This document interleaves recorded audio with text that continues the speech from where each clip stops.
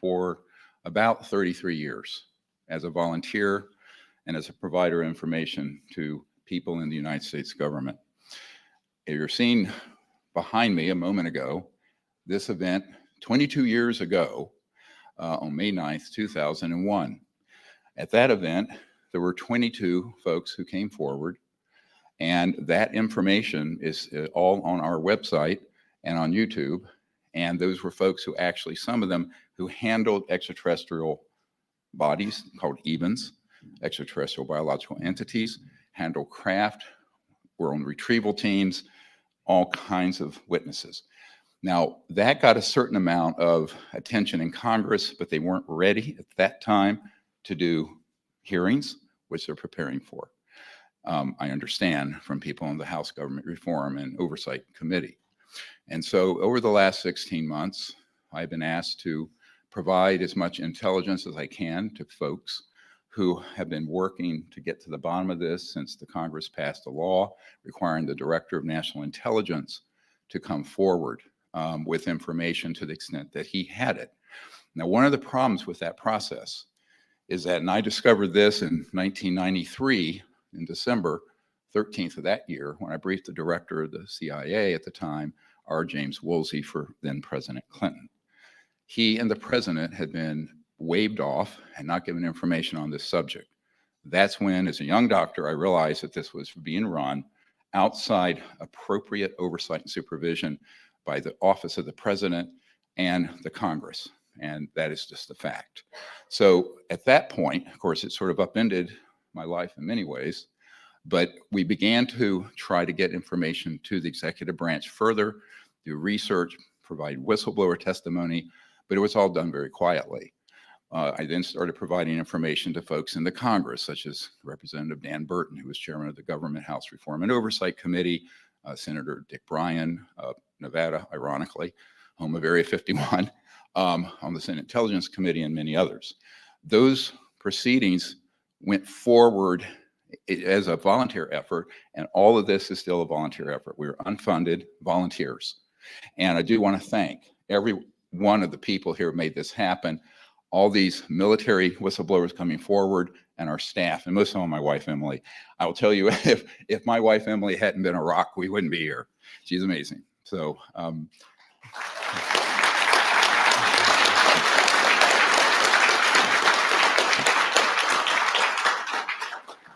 we got married 44 years ago in August, this coming August. So we have 4 kids, 12 grandkids. So ironically,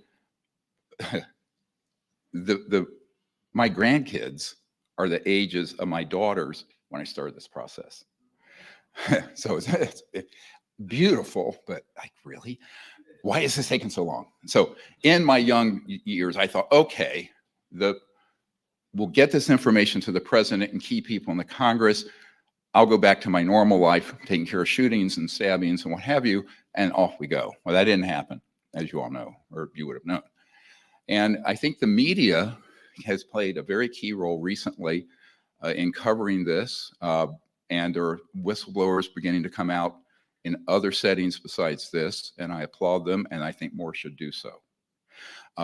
Now, the history of this is important because if you look at the testimony we have already, it's something like 70 to 80 people that we have debriefed, videotaped, have their transcripts, and it's available to the media and the public through our website and our YouTube channel. We've very transparently put out everything we can. To an extent, a not-for-profit entity can do it with volunteers and no office and no staff. So I don't want people to not get too grand here. This has been a volunteer effort for 33 years. And those people are heroes, as are these men up on the stage with me today. Now,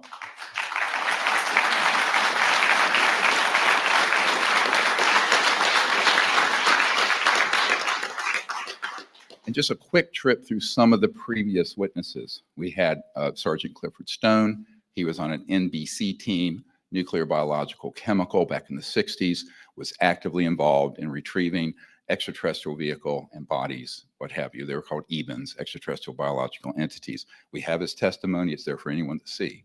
We have people like John Callahan, who was the top accident investigator at the FAA when the Japan Airlines event happened in the 1980s during the Reagan years, and they tried to cover it up. He took the original FAA tracking tapes. The Disclosure Project have the originals, and you're welcome to see them. Those of you in the media, we can try to get those to you. So all of these sort of testimonies and witnesses have come forward already. But now we're at the stage where there's real utility, because the official law now is that the government has mandated the Pentagon, the intelligence community, to research this and report back to Congress. Now, there's a problem we'll get into in a moment with that whole process, which is important that you understand, and particularly the media understand. But first, I want to tell you what we've handed off this week to the Congress and to the White House and to the Pentagon Aero office, the AARO office that's tasked with investigating this. So we can go through the list of the material in the archive. It has government documents in the tens of thousands from all those countries: United States, Canada, Australia, Russia, Soviet Union, United Kingdom, and others. We have 145 top secret facilities, some of which are black sites that are named and on a map, and you'll see them in a moment. The supporting documentation of it are in the archive, meaning the witnesses' testimony, who they were, when they were there, where the locations is, sometimes up to where the gate is. And that's been handed over to the United States government this week. There are 752 and counting whistleblowers who come forward over the years. Some of them are now deceased. But what's important, even the ones who are deceased, if you go to their history and their command and what they provided, there is an investigative thread to follow back in. Very important. There are also files with all these witness testimonies that have been provided up to date. In the archive are 121. We learned of another one last night from a very high level whistleblower who is not ready to come forward. So there's actually 122 crash retrieval cases of these UAPs. And those are documented. Michael Schratt, who is an aerospace historian and is working full-time with us beginning in November, had worked for Lockheed, but not the Skunk Works, on conventional operations. And he is doing those investigations for us, and also the beautiful illustrations of what these witnesses have had to share, and you will see those. Then we also have the documents that includes names of witnesses. In other words, government documents that are not declassified that we have. Now, we'll get into this in a minute. And there are many so-called deep throats who provide intel on the background, who are working with us, some of whom are very senior in these operations. Others are people who have just incidentally been involved. Okay, next. So this is just a thumb, pictures of all these guys that we already have come forward. They're there for you to see.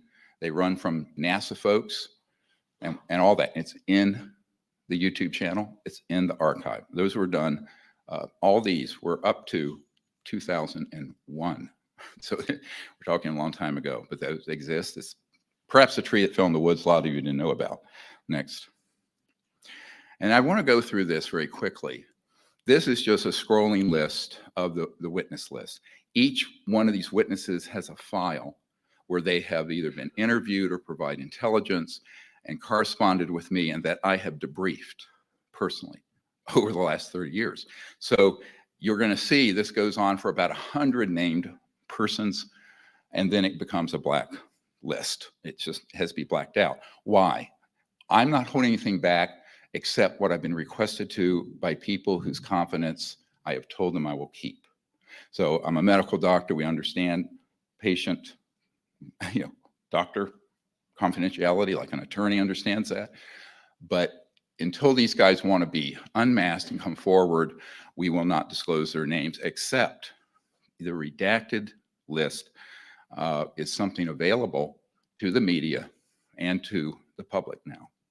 In addition to that, and it's very important, the unredacted list and the full files, including all my correspondence files, are in the unredacted archive.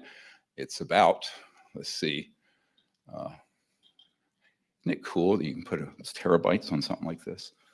This is all it is, but it's about a terabyte. We have about 8 terabytes of information. We're in the process of scanning it and trying to put it into a searchable database.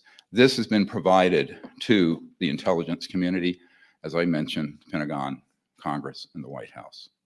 It is also the redacted version would be available to the media if you can help us get it on a hard drive. We're really not funded properly, and each of these costs several $100s. So we gave it 1,000 of them. It's more than we've ever had. But nevertheless, it is an open archive. Eventually, we want to have it on an internet site. But the names that you're seeing now, you're going to see all their information is blacked out. And it's because they've asked not to be named.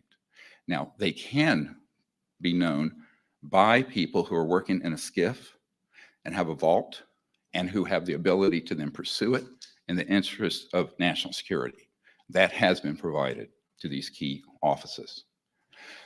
So I just wanted to give you that as sort of an overview of how the list was constructed. It is by no means complete. We have a new whistleblower coming forward every week or two now at this point. And Michael Schratzer nodding his head. Yeah, this has become a torrent. And so we want to set up a mechanism. We're recommending that you'll hear what our recommendations are for the President and Congress to resolve this crisis. Next. So I wanted to mention that these bases, if you look at them, let's go to, this is where all these illegal operations have happened. I'm saying illegal because we can prove that this information, as Senator Inouye said, you'll hear his statement in a moment, has been run by a very shadowy, deep black operation. And we're not talking the legal black budget of the United States. We're talking about projects that presidents and CI directors and secretaries of defense, and members of the Congress who have a need to know and are cleared TSSCI in SCIFs, secure compartmented information facilities, have been blatantly either gaslit, denied access.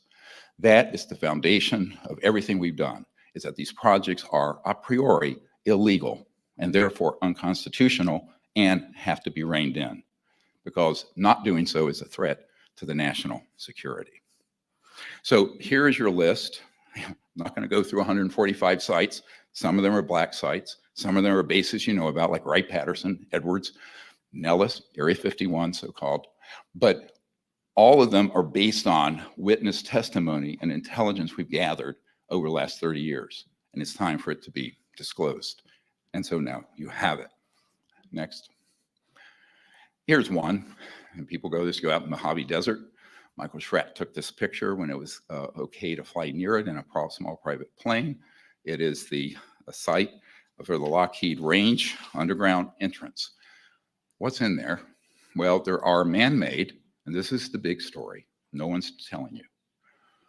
A large number of the UAPs are in fact deep black budget electrogravitic, electromagnetic field propulsion devices based on the study of extraterrestrial vehicles that began in the 1940s. That is a fact, we can prove it.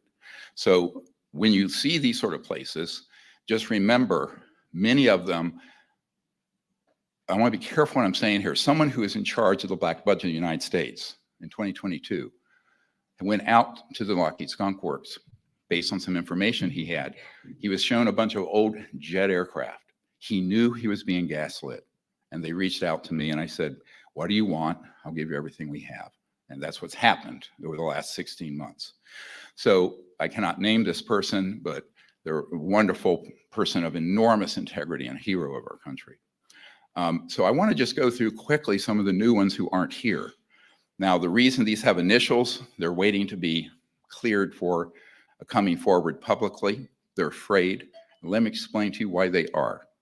This man, here's just his incoming letter. We get these every day. Now, he's afraid he'll lose his pension. He signed an 80-year non-disclosure agreement.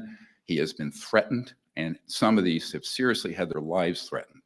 It's a very thuggish situation going on that the Department of Justice and FBI need to drill down on very quickly. Next. Here's an illustration of one event that he was involved in back when there was a extraterrestrial vehicle that crashed and then ultimately ended up at Lawton, Oklahoma, near Fort Sill.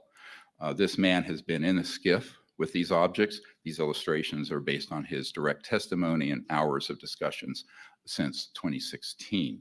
Here is a small extraterrestrial body, about 39 inches long, that was retrieved in that operation. There are extraterrestrials of various sizes.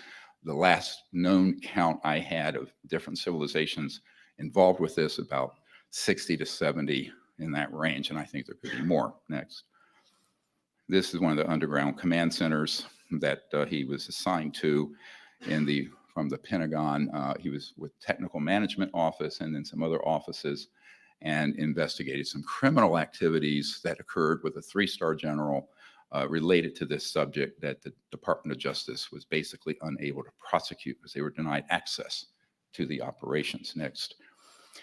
Here's one that was also in this another facility as an extraterrestrial vehicle. He actually was there very close to it. This gentleman wants to come forward. He needs to be protected. And this is why we're calling for explicit witness protection and explicit pension and asset protection for these whistleblowers. Next. And this is just an indication of a type of electromagnetic system that actually can cloak any tank or any object that we've developed over the years, and he was read into this as well. Next. So there's another gentleman. I'm going to run through these very quickly. We'd be here for 30 hours if I didn't. I'm just giving you a tip of the iceberg, right? This is a guy who is at the Dugway Proving Grounds, very key facility, MS we call him. He worked for C. Martin Corporation, contractor, and he was in a facility that had an extraterrestrial vehicle that was being studied by scientists. He knows the chief scientist involved. He has named that individual to us, and they can all be subpoenaed now. So this object was there in 2009. He didn't know the date of acquisition, but he thought it was fairly recent. Next. He also was read into and had the chief scientist show him the location, which we now have, of a DUM, deep underground military base, that is in the Dugway sector, so-called Avery sector, Avery, and it has huge capacity for parking. You go in, and there's a vast underground complex in that location. That location has been handed off to investigators with the U.S. government. Next. This gives an illustration of the size of this. You could put easily on the platform that goes down the Air Force One. It's a very large elevator, goes down underground. Next.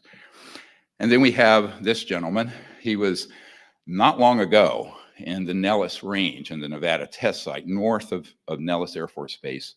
And he, next slide, was on a retrieval team. Now, let me explain how this guy got involved. He was recruited out of Fort Campbell to be somebody to be on a retrieval team with a top secret clearance to pick up when we have an accident with a helicopter or jet, because there's classified technology on those often.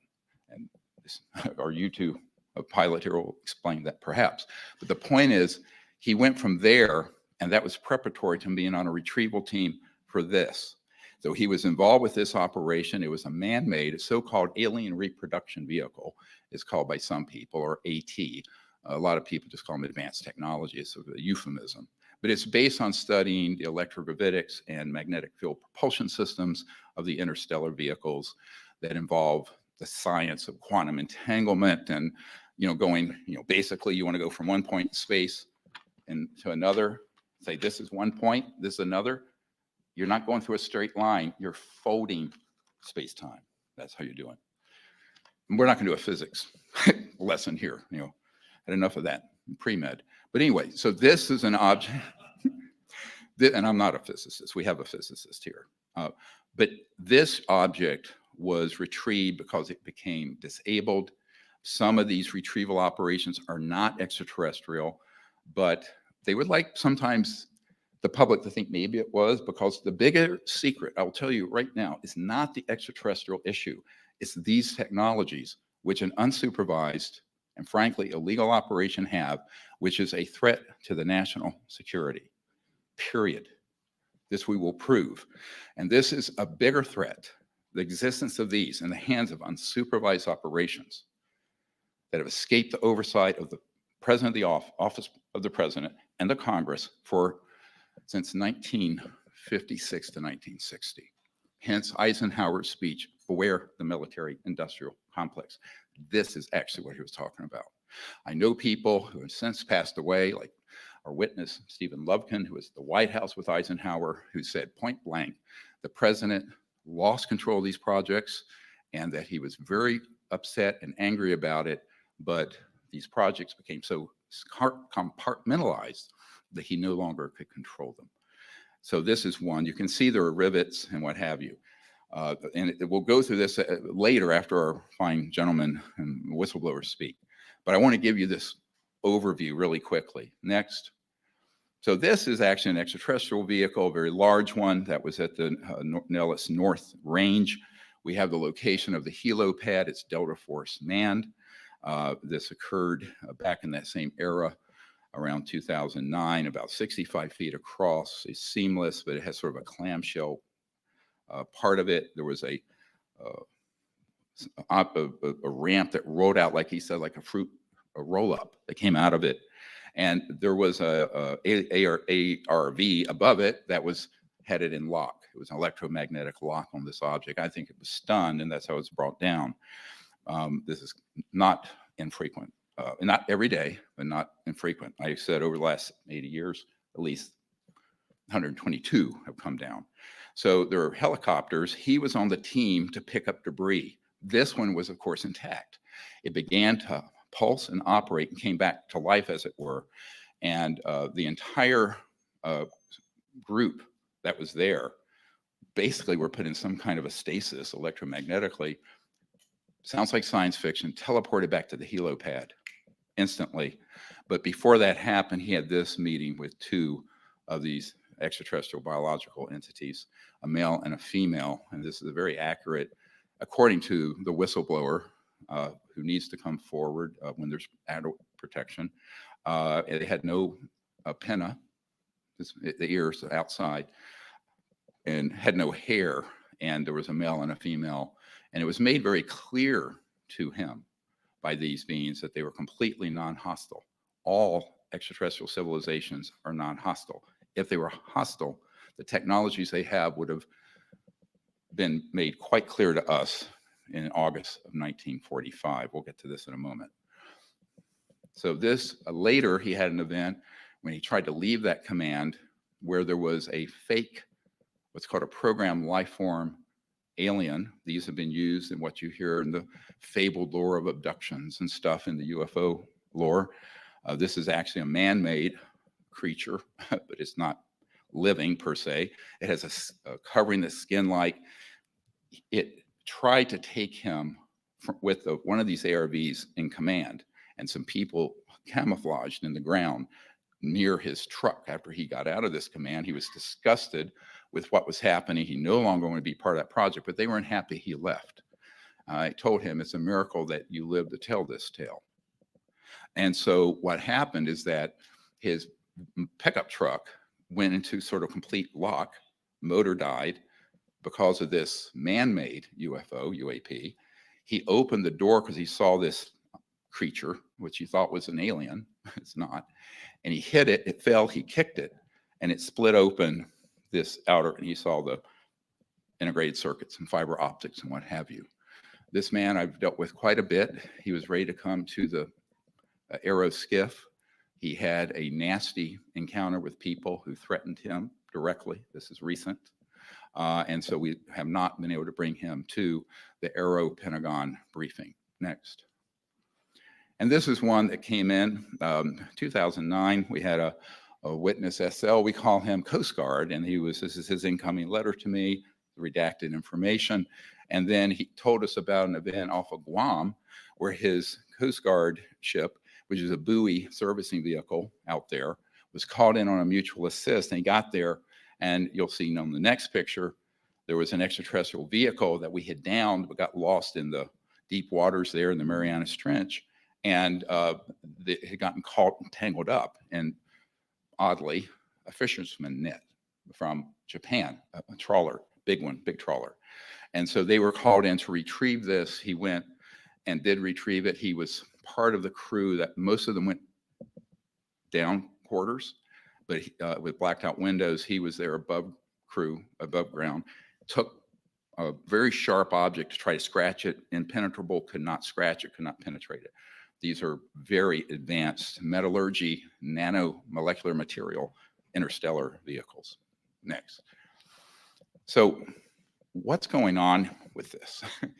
All of you have seen over the last 4 or 5 years, these footage come out and the Pentagon's confirmed are three-dimensional objects with sensors and what have you, the so-called Tic Tac and others. Now, I've spoken to one of the pilots who chased these objects. You've seen it on CNN, 60 Minutes, all these places. What hasn't been told when this event happened in the early 2000s is that these objects, which you'll see in a moment, particularly one of them, we have matching top secret witness testimony of them being a man-made object that our jet pilots and military don't know exists. This is dangerous in terms of deconflicting operations. So let's go to the next and play this.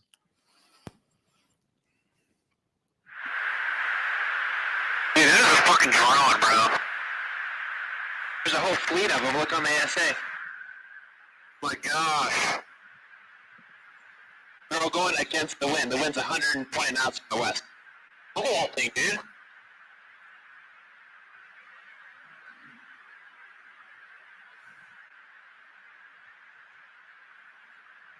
That's not our LNS though, is it? It's not. That is the LNS, dude. Well, if there's like another thing, it's rotating. This is the so-called Tic Tac now.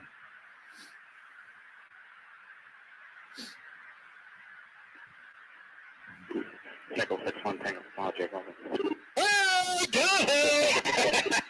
Woohoo! Roger. Now, of course, this has been called an unknown UAP, what have you. We can excuse the Pentagon and most of the military and the White House and the Congress for not knowing what this is, because the operations that have been building these are deep black illegal, and they are not disclosing it properly to the authorities in our constitutional democracy and republic. This is based on a sighting of a group of people. Is basically the same object in the 1960s, 1967. Let's go to the next slide. And it's sort of a sketch here, the so-called vintage steam boiler. These have been seen in multiple places around since the 1950s and 60s. Next. Here's one that's a very good color illustration of it. Notice the probes on it. Extraterrestrial vehicles do not have those. These electrostatic discharge objects. We're not going to get into all the physics of this. Our team understands it, and we're welcome to share that in a longer brief with media folks. And here's the 2004 off the coast of San Diego Tic Tac. It's fundamentally the same object. Next. And here it is. We have a top secret whistleblower came forward a few months ago in 1991. So now we're talking quite some time ago, way before the 2004 event, that is offloading of a C-130, one of these UAPs, but it's actually a man-made one. And here you have the color illustration. This man is very afraid to come forward. He was warned not to, and at one point was told he would be, quote, executed. Next. So here's what we need to go through very quickly. It's a lot to unpack. This is not intended to be, we just did a 2-day conference right next door. The media are welcome to get that entire event with all the details for you if you wish to have it, or people get it to you. But basically, there are two types of these so-called UAPs. And I've said this. Some are extraterrestrial vehicles, ETVs, and some are ATs or ARVs, advanced reproduction vehicles or alien reproduction vehicles. People use different terms. The extraterrestrial groups are absolutely not hostile. However, screaming caps, they are increasingly concerned about human hostility and our weapon systems, which include nuclear and scalar, the so-called, Dr. Zahari shared this weekend about what scalar electromagnetic fields are. But just to give you a sense of it, you all know what an electromagnetic pulse is. That's at the speed of light.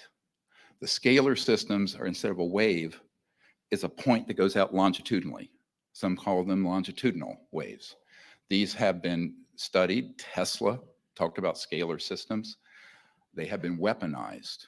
And those are the primary systems used to target and hit these electromagnetic field propulsion craft that cause them to fall like a rock out of the sky. You do not travel from another star system and cannot navigate a thunderstorm in New Mexico. That ain't going to happen. So even at that point, these had been early systems. We have a FBI memo from a field agent that we released. It's now one of the most watched, viewed documents on the FBI website of the fact that a field agent at the Roswell, after Roswell, said to J. Edgar Hoover that a disk was downed because we had switched on a new radar system. So let me explain the euphemisms that are used in this field. Radar can track an aircraft by bouncing a wave off of the fuselage, but it also can have piggybacked an active system not to hit it. So you can have an active weapon system embedded in a radar system.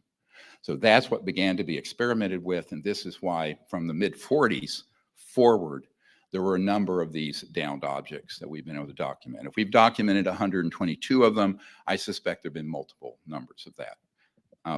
So what's very important about this, these technologies are unsanctioned. They are illegal operations, and this can be proven in any court of law. And we're about to launch a massive civilian RICO action, racketeer influence, corrupt organization action against the corporations and the individuals involved. These technologies would immediately solve the world's energy, environmental, and poverty problems. Why?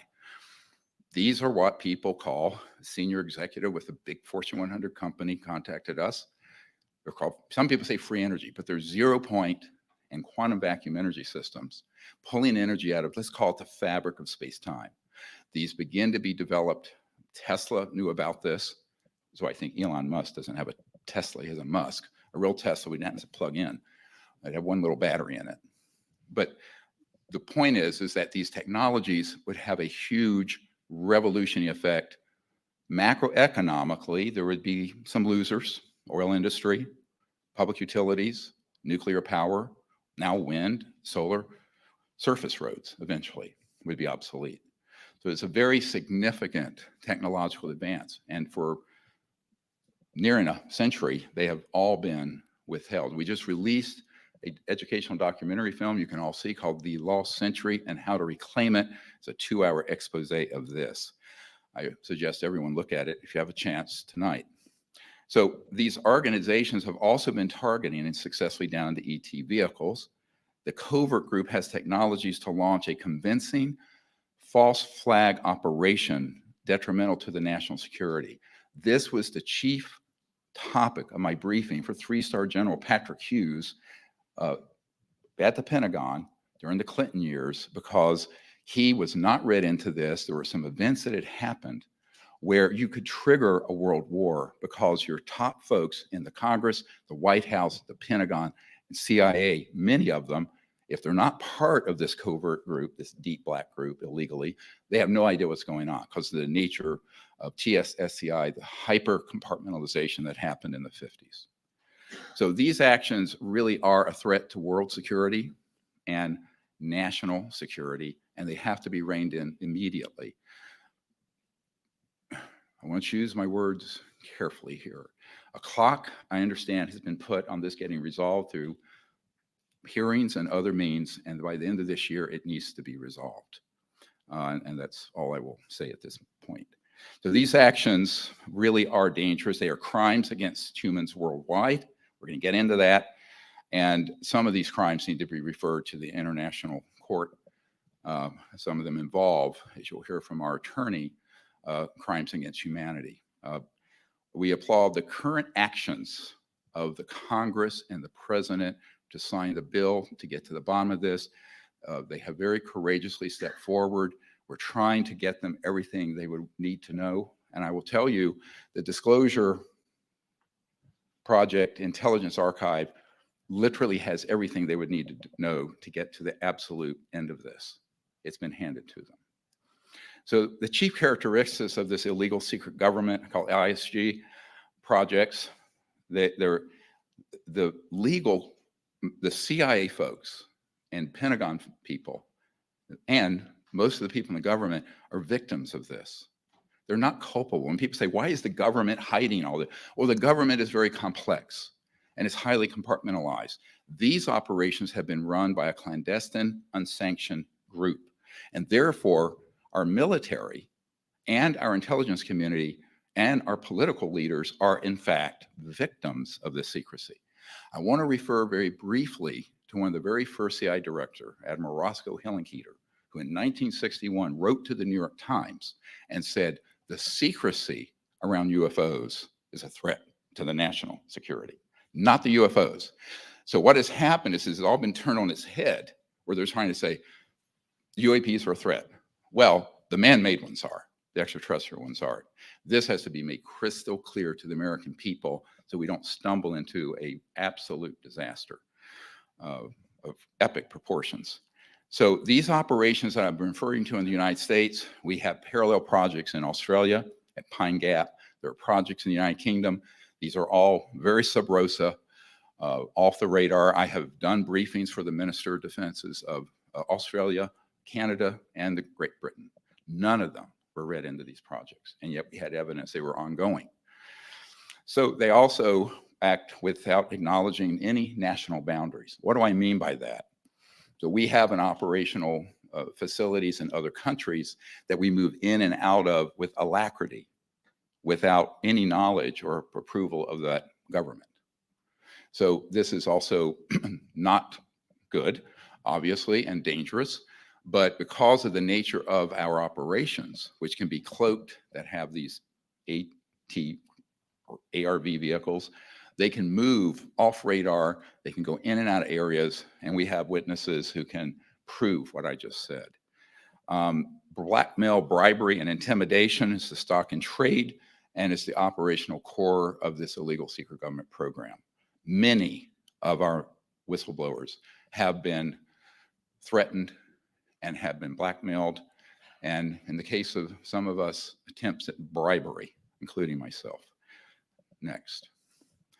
So these are the actions we recommend immediately, now that this is all coming out by the Congress and the government. Next.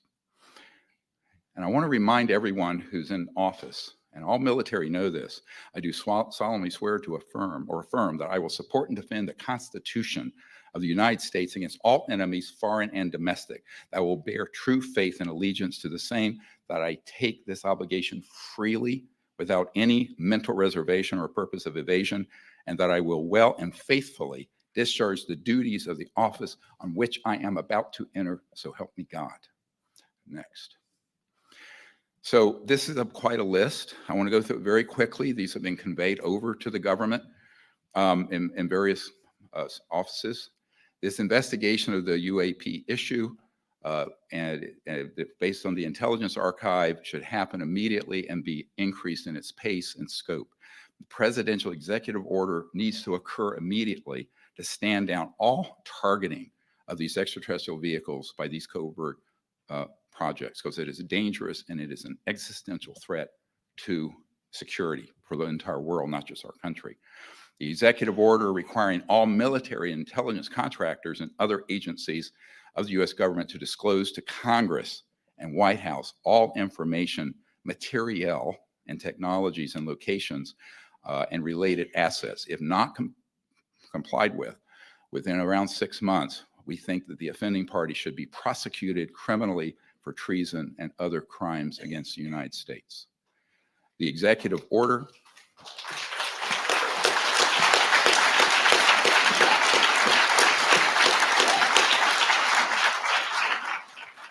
we need an executive order where the State Department and Pentagon coordinate a global diplomatic as opposed to military response to these extraterrestrial civilizations. Should have happened.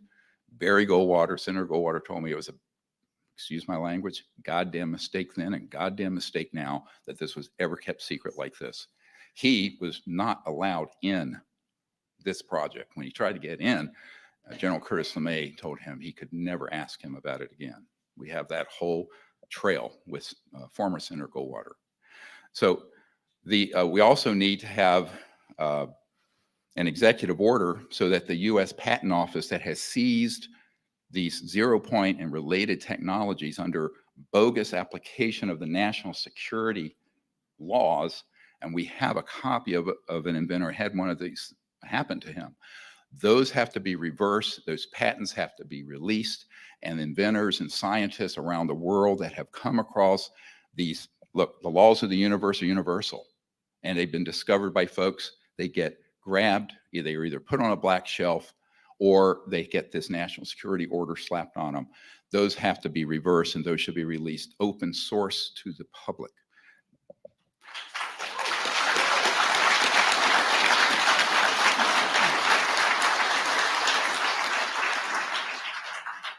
We also need an executive order to immediately require that the U.S. Space Force and Pentagon coordinate assets with the State Department, the United Nations, and other governments to initiate further open communication with these civilizations.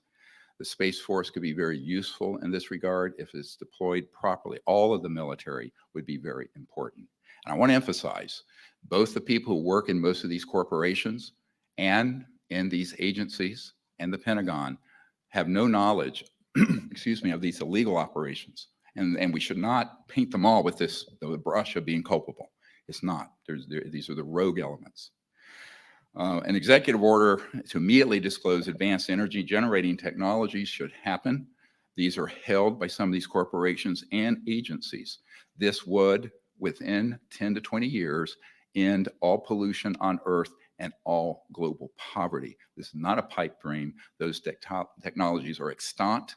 They have been around for a while, and we need them, and we need them 60 years ago, 70 years ago.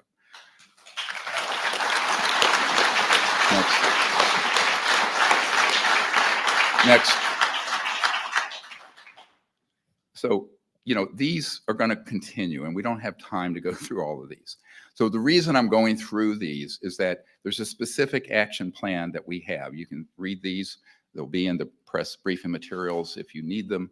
And I think it needs to happen very quickly because this is all going to come out, and there needs to be an organized response.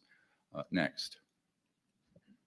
The congressional recommendations, Congress should immediately pass a $50 billion research bill to develop and bring forward the safe technologies related to 0 point and quantum vacuum energy systems. We provided 50-some billion for the chip industry. This is way more important.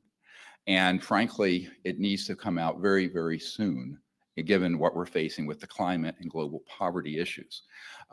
That's something that needs to be put on the front burner. It is certainly a more important agenda than the partisan bickering that we see today.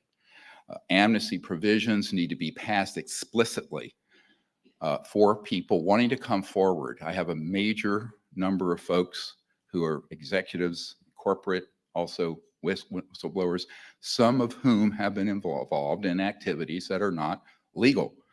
If they come forward, they should have immunity so that this can all be unwound in a orderly and peaceful way. That needs to happen very quickly, and it should be included in a bill this year. The Congress should also convene open hearings on this. I understand from discussions with a member of the House Government Reform and Oversight Committee that this has been discussed by the chairman and the Speaker of the House. I think that should be put on the front burner and move forward very quickly. We will provide all information and have already provided all information they will need. There are, I'm sure, other archives that can be brought to bear, and other whistleblowers are now going to be coming forward, probably several a week at this point. Congress should also pass legislation to explicitly protect the personal safety, like a witness protection program. It is not an exaggeration to say that in the 30-some years I've been dealing with this, I have dealt with multiple people who have been flat out threatened with execution. One of them is sitting here at this table, perhaps more. Next. So this, next slide. One of the things I just want to mention is the Lost Century was crowdfunded. And look at the subtitle, How to Reclaim It.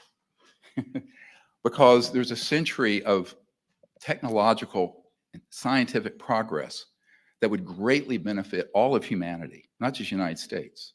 We all live on this beautiful sphere floating through space together.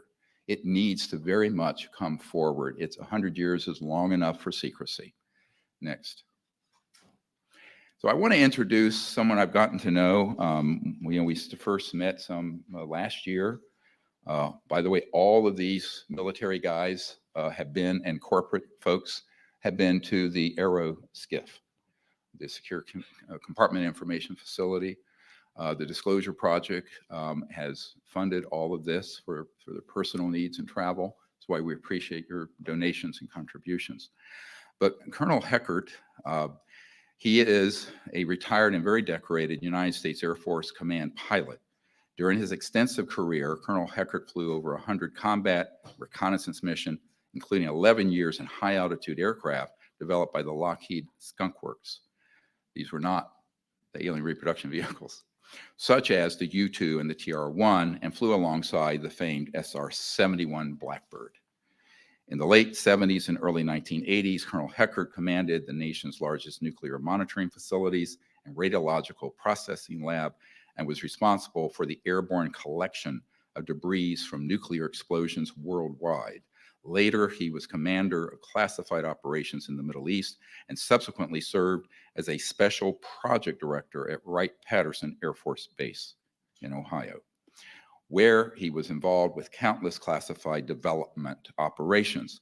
Colonel Heckert also spent time working out of Groom Lake, Area 51, where he conducted flight operations and project management, evaluation, and research. Please welcome my friend and hero of our country, Colonel Heckert.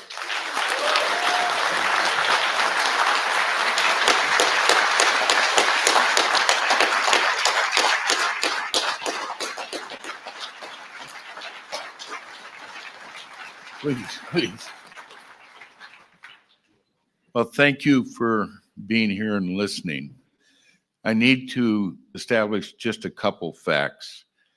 I've been involved with SCI vaults and code words since 1964, and my last access with the Air Force and other agencies was 1967. For the last 8 months, I've been involved again in SCI discussions, thanks to this gentleman and all of these people sitting next to you and all of those volunteers. The things I want to share are first just a little bit of historical information quickly. You know the name Kelly Johnson. Kelly Johnson and the gentleman, Ben Rich, who succeeded him, I got to know very well. I've got a 1953 UFO report signed by Kelly Johnson and his engineers. And in that same UFO thing, about 4 hours later, it appears over his house.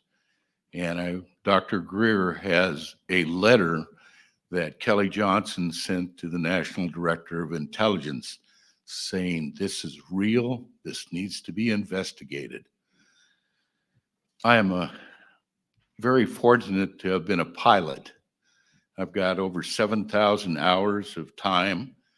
I currently live in Alaska with my wife, Alice, and a whole bunch of grandchildren, and that's a real blessing. The two documented encounters, and I'm sorry that, do they have that up on the screen, or are they just showing that on? I'll make sure it's available, but these are the two airplanes that I flew that had UFO encounters. The first one was during the latter stages of the Vietnam War.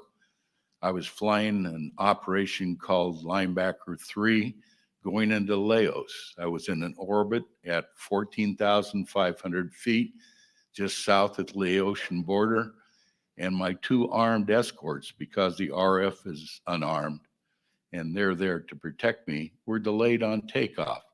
So I'm doing just a racetrack type of orbit.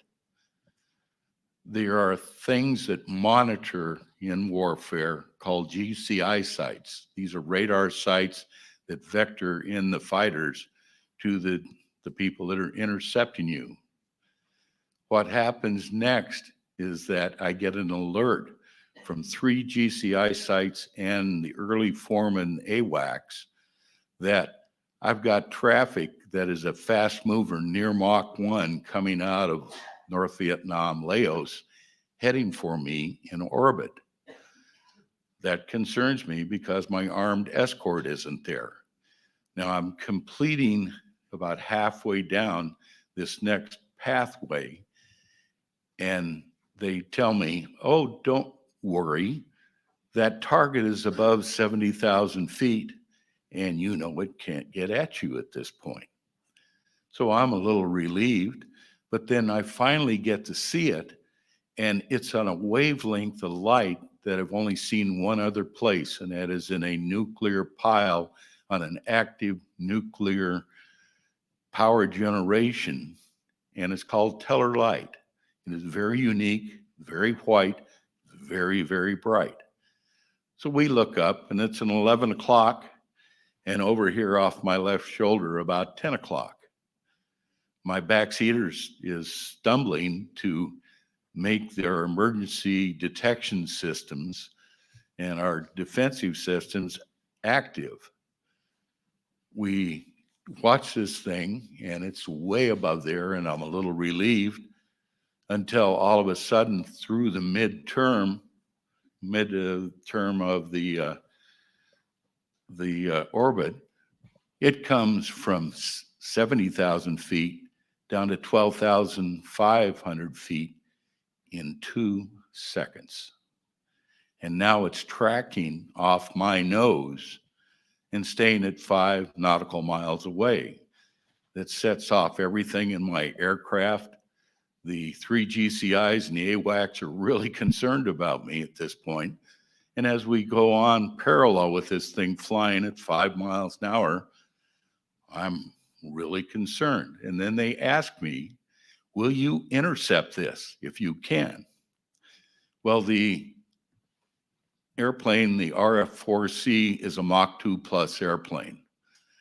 I've been in flight for a little while, and so I probably, if I go to afterburner, only have about 15 minutes of fuel left, but I agreed to intercept. The reason I did was I have a new one-of-the-kind IR infrared sensor, but it's on the bottom of the airplane. So my backseater and I agree, hey, this is important. We can see this. We need to document it.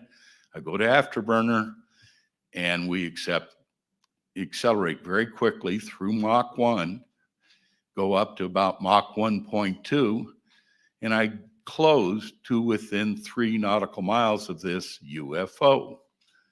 And we've got it now on our radar. We've got it pegged. The guy in the back seat can't see it on his display because that sensor's pointing down. So I pitch up, do a supersonic climb up, and he says, we got it, we got it, we got it.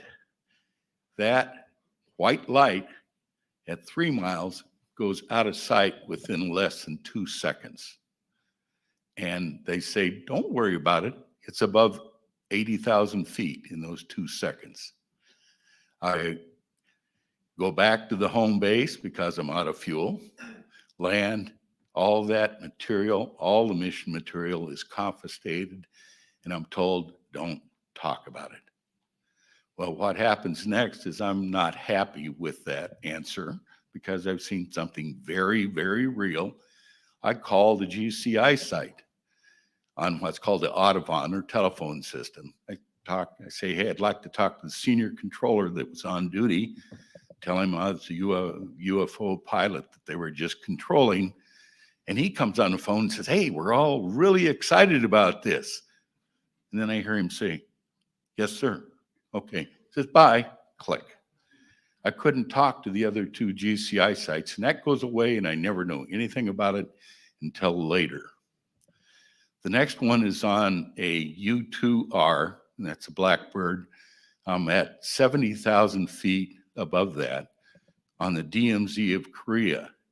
This has been a combo mission, which means I'm taking photo intelligence during the daylight, and then I'm doing what is called an ELINT comment mission in a butterfly track 3 miles off the DMZ. We have a sunshade that protects you during the daytime in the U2 because the sunlight's so intense. You're about above 98% of the atmosphere at that point. Anyway, I have that slidden back, everything's looking good, and all of a sudden I am blinded by that same frequency light from above. It turns my black airplane white. And the U2, as the last ditch saving method to avoid a missile, can do a turn at less than 7 nautical miles at the same altitude the SR-71 is at. SR-71 takes 160 miles to do that same U-turn.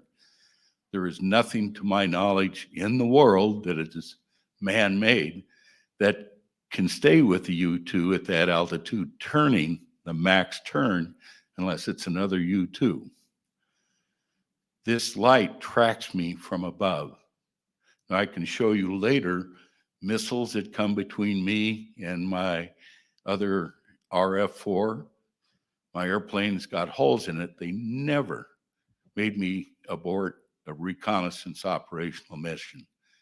This scared me so bad that I had to abort. But when I land, normal debrief does not take place. They just say, go shower and go to your room. Okay. So what happens next in my career is that because of my wife's concern, she says, hey, we got to take a respite of this. By the way, she worked at Air America, Udorn Air Force Base in Thailand for the CIA. Anyway, she says, we got to get out of this. You know, you're getting a little too tense, and now we have 2 children, and I'm worried. So I take an assignment to what's called AVTAC, and AVTAC was established in its predecessor in 1945 due to the development and the concern of Little Boy and Fat Man, the 2 nuclear bombs. Those are important because we have a detailed history of air sampling, pollution sampling, and it was primary pollution that they were concerned about radiologically from 1945 on.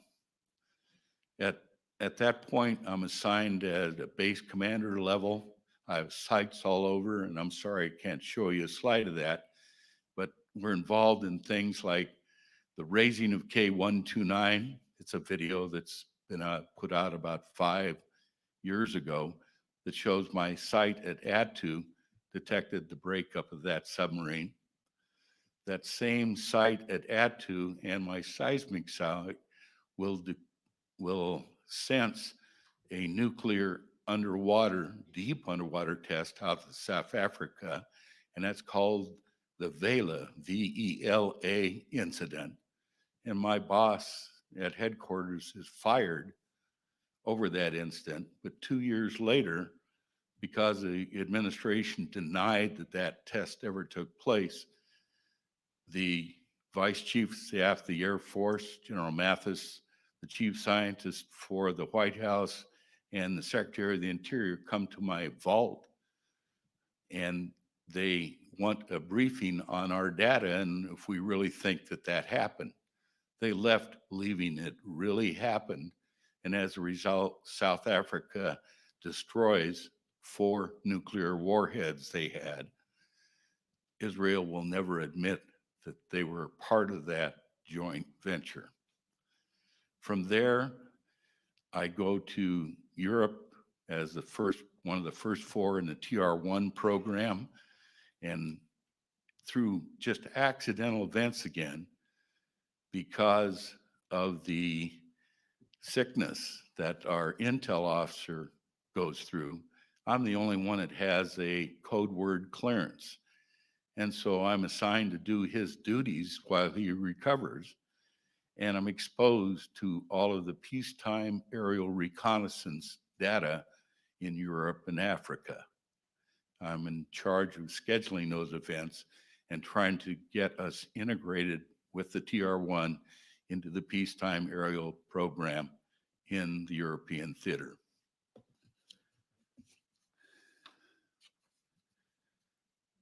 From there, this is supposed to be a 4-year assignment. At the 14th month of my tour in Europe, I am required to, or I was asked, do I want to fly a high flyer again? And of course I said yes. They do a process when you go to a classified site called sheep dipping. And so they put fictitious orders in your official files. I go overseas and work in the Middle East and actually work with Delta Force on a hijacking in June of 1985 during that tour. And we lost a soldier on the ramp. But this is in direct coordination with MI6 because it's a British base and that's now declassified. But it was quite an experience. The only problem is that there was a conflict in the chain of command. I was supposed to be the chief test pilot for the U-2 program back at Edwards. That's a follow-on assignment they promised me. Instead, that assignment's canceled. I'm held in that remote location for 10 days. My wife was about to disown me, and I am told I'm going to Wright-Patterson Air Force Base. The new job for the first 6 months is Director of High Altitude Test for the Air Force. The next job, and this is through the end of my career, is the Program Director for the U-2, TR-1, SR-71, and other advanced classified programs. I need to transfer to this and tell you about a recovery that we did called Project Morning Light. It is a reconnaissance satellite that comes down, and eventually parts of it end up in Gray Slate Lake, and there's radioactivity that's cleaned up from that. That also involves a U-2, or pardon me, a UFO. The other thing I want to just share with you is the 3 events in Area 51. And those events themselves are first a security breach. And the reason I'm there is because some of my funds in my black programs, and I was required to justify that black budget to the House and Senate Select Intelligence Committee on a quarterly basis. Some of those funds are not being spent. My projects aren't going forward. I'm there, and I overhear 2 people talking about using Navy sensors to photograph an aerial vehicle that's flying at night, and they're going to make a lot of money. Well, I report that immediately. Those people are arrested, and I don't know anything more about that event, except none of that imagery they took got released. The next one is that I have a number of cost overruns in my projects. I'm back and I look, and I'm finding that other programs are using my funds diverted for their use, and that's what's slowing my developments, and I'm very upset about it. The last part, and this is, gosh, I'm sorry, I'm having my senior moments, if you'll forgive me, but I will let you, but I'm available afterwards. I'm sorry I've taken so long. I know this is a tiring briefing. Thank you.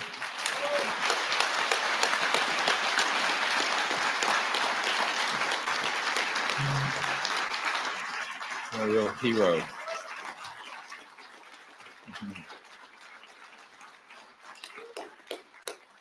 Thank you, Lieutenant Colonel Heckert.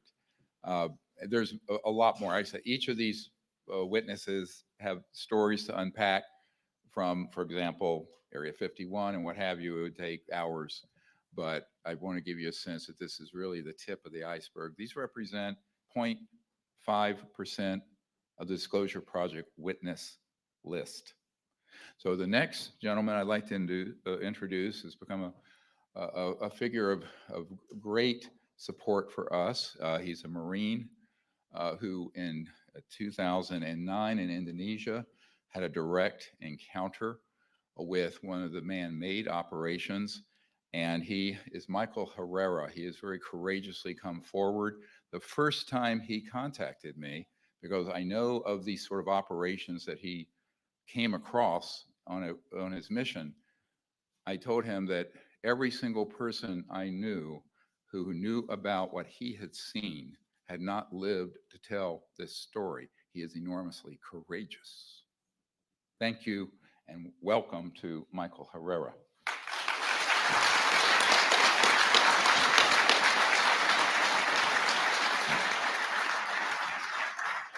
Well, thank you all for being here. What I'm about to tell you hasn't been something that I've disclosed until recently in the help of Dr. Greer, among other people. So I appreciate your help with this.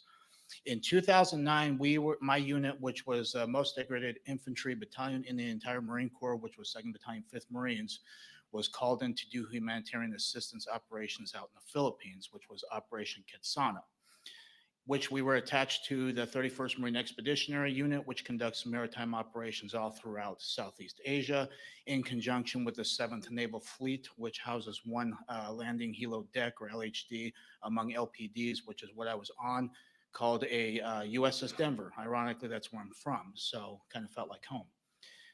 Now, during that operation in Quetzana in the Philippines, they had actually heard that a tsunami and earthquake hit the western part of Sumatra, which is western Indonesia, Padang City more specifically. Out of all the ships in the 7th Fleet, the ship I was on was the only one that was routed to that location, which was oddly strange. But then again, this is my first humanitarian operation, so I don't know the logistics of it, but the skipper of the ship would probably know that information. So this happened September 30th. We end up getting called and dropped anchor around October 8th. We are briefed in the ward room, which is the officers' mess, where they eat like their cafeteria per se. We're briefed that there is some of President Obama's family members that are present on either in the city or somewhere near there. They had a SEAL platoon that was ready to go to retrieve those people. Us knowing well that Indonesia is also the 2nd largest terrorist capital where they train these guys, and they'll send them up to whatever theater of operation where anybody wants a piece of the United States, they ship them up to go handle it. So we know that well, and we were then briefed that we were going to be armed during this operation, just to also provide security for the transportation coming to basically drop off medical supplies, sheltering items, food, purified water, things like that. So they ended up selecting certain Marines to go ahead and do this. We were only in sticks of six Marines, so it had NCOs on top of other Marines to help with that. So we again boarded CH-53 Super Stallions, which are gigantic helicopters that are roughly 100 feet long. I love the design of them. It's my personal favorite. But we ended up boarding this on the ship, and we flew to the southwestern part of the city, which is Padang. Looked a lot different through satellite imagery that I've recently seen. Back then is a lot different, especially because most of it was decimated, on fire, rubble, flooded, you name it, basically the worst kind of scenario you could ever see. From then, once we touched down on this landing strip, it took probably about 2 minutes. And then again, the pilots got radio confirmation to go ahead and drop us into certain parts. So we again dropped to a hasty LZ, which took probably about 6-7 minutes to fly to from that position. And we dropped to a hasty LZ. We got off the bird. And what we were instructed to do at that point through the briefing was to push to a high ground, at least to get better observation. As a Marine, the tactical advantage that you get from having a observation from a top point is you see everything clearly. You could also coordinate from there. At that time, we had did a tactical column, which we were able to get eyes on pretty much everything, especially with 6 Marines. So we have the effective communication at that point. If we need to engage, we can properly do it within the amount of ammunition we've got, as well as the weapons that we got, which were only M16A4s. So at that point, we decided to push forward. We trekked up about 300 meters. At this time, I have a Panasonic camera that has the ability to take photographs. It has a ability to take videos, obviously. When we got to this high point, I was taking video camera, and I had actually turned to the north, which just kind of slopes down. And right there was something that stuck out like a sore thumb, especially with jungle terrain, things like that. Vegetation, very green stuff, was something that stuck out so well. It's always going to be basically imprisoned in my mind for the rest of my life, and it has been for 14 years, was something that was rotating, and it was transitioning between colors like a light matte gray as well as a dark matte black. So in between, that's what it kept, and it was very smooth. We had all looked at each other as we got online, and we decided to investigate. The further thing I want to say is that I actually took pictures and video of this before we actually trucked down. We had a dump pouch where we basically, if we expend ammunition, we want to retain our magazines, so we put those there. So I dropped my camera in there, and we decided to go down. We didn't have any communications, which was weird, and that was a very odd thing, and it's something that either could have been good that we didn't, or it could have been something that could have been very bad. And it just however you want to look at that. Once we got down this slope, we were approximately 150 meters away from this craft. When we all got to the point where we could see it, just like behind here, again, Mr. Schratt, phenomenal job. You can see that the craft here actually was roughly about 300 feet. And the reason why I know this is because you could fit 3 of the helicopters that we flew in on underneath this craft. It was rotating a clockwise motion. The panels here that you see, the black ones, at least 3 of them, was like a Vanta black, very dark. I have no idea what that was.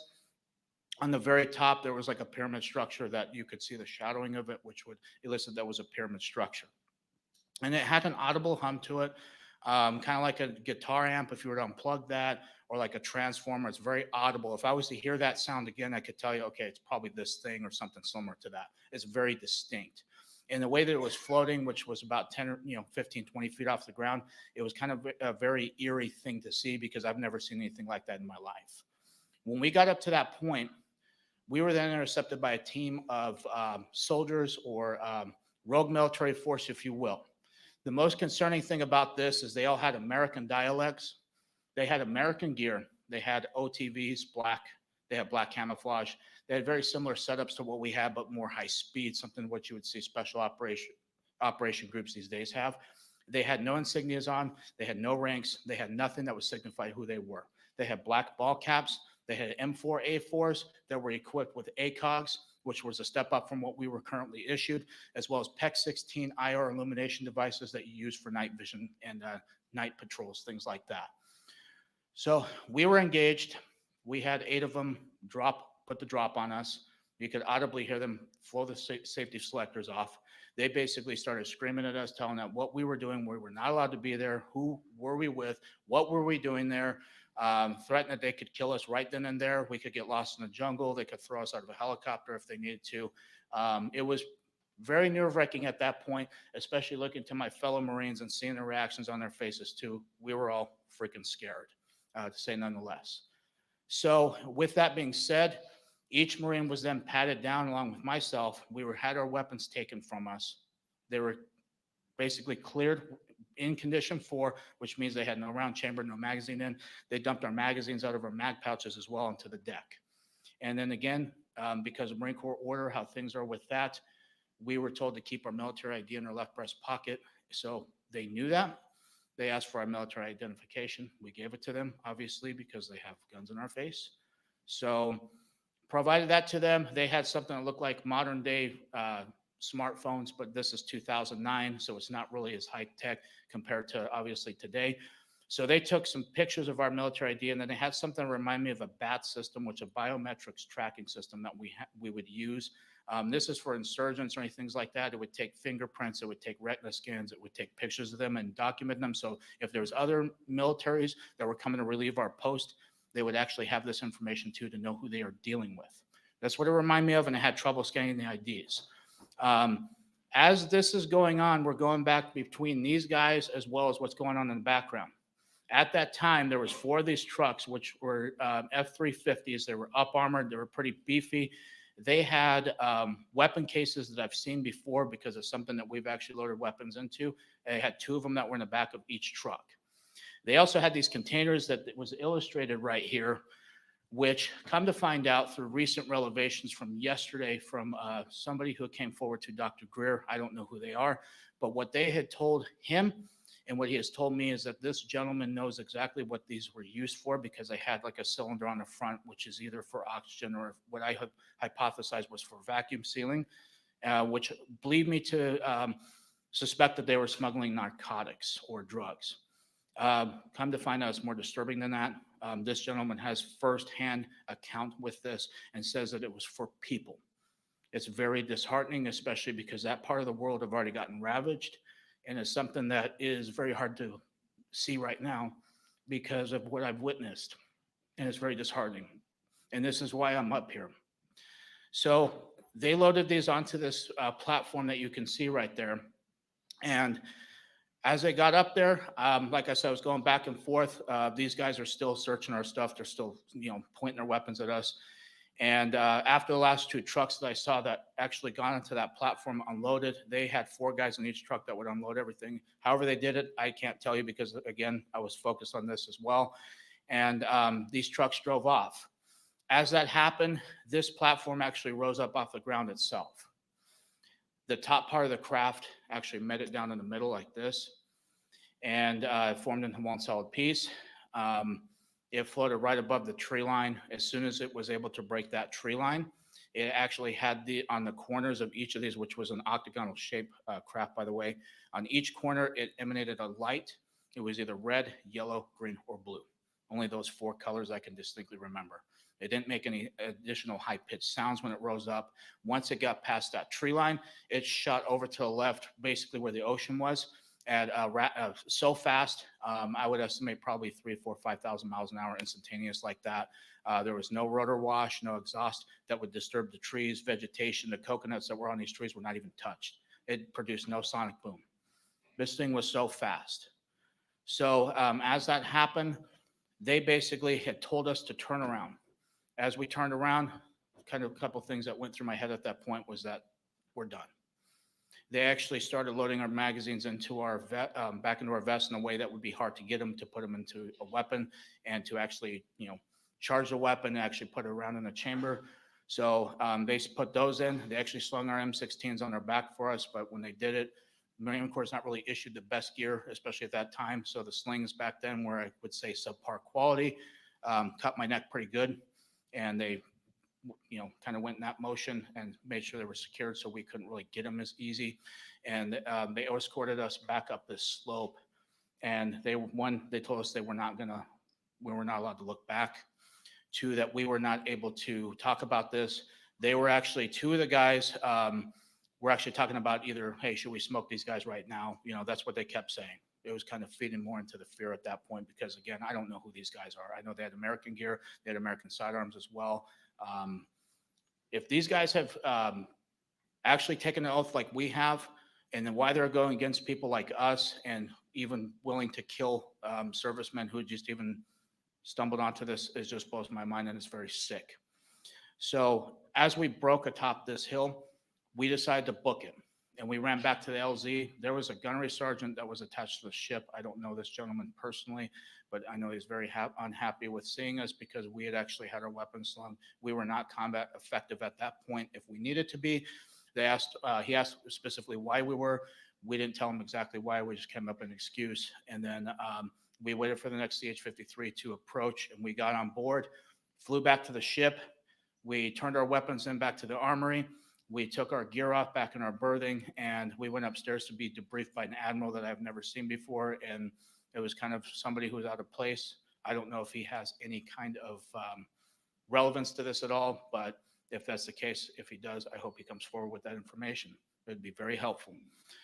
So as we're going to go ahead and fast track to a couple days later, which we end up in Subic Bay, which is like the party town in the Philippines. So we had 3 days there of liberty.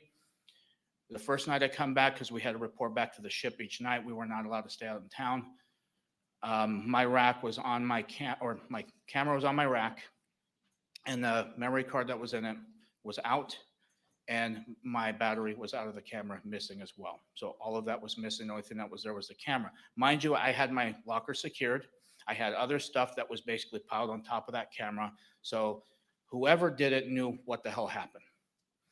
So after that, the other thing that was also notable with that was each of the Marines that were with me also had their cell phones taken that they brought. Even though they didn't bring them on the mission, all their stuff was missing. The other stuff, the other people in the actual platoon never had their stuff touched. It was only us 6 that were affected. So fast tracking back when we returned back to Okinawa, one day I had got a call from the duty that was in the barracks. Each barracks has like a duty of Marines that are, making sure there's still order, things like that. He had been told that I needed to go up to the CP, so he informed me. So I had hightailed it up there. And oddly enough, there was nobody in the building, except for one gentleman who was wearing Air Force dress blues that was missing a name tag, which I understand in Air Force policy or regulations that they were supposed to wear a name tag, and he did not have that. I gave him the proper greeting of the day, gave him the salute. He had pulled me into an office, and he has said, "You are not allowed to tell anybody in your chain of command. I don't care if it's a general. I don't care if it's anybody. You are not allowed to talk about what happened. You can go to prison for this, or you could be killed." So he slid over a non-disclosure agreement, and it had 2 things that I can recall to this day as I quickly skimmed through it, because again, I had thought we were going to forget about this whole mess. And one was said TSSCI, and the other said Indonesia. There's only 2 things I can recall out of that. So I was forced to sign that. I signed it, and I had got the hell out of there as quick as I could. Before I did that, I tried to ask him who he was, and he would not tell me who he was. So I hightailed it back, and I have not spoken about it ever since I was able to recently, because what the law passed. But that is my account for you guys. This is also an urging for anybody in Washington, D.C. as a political figure. Please get this under control, because there are people who are either being hurt or killed by this, and it's something that needs to be addressed. Please.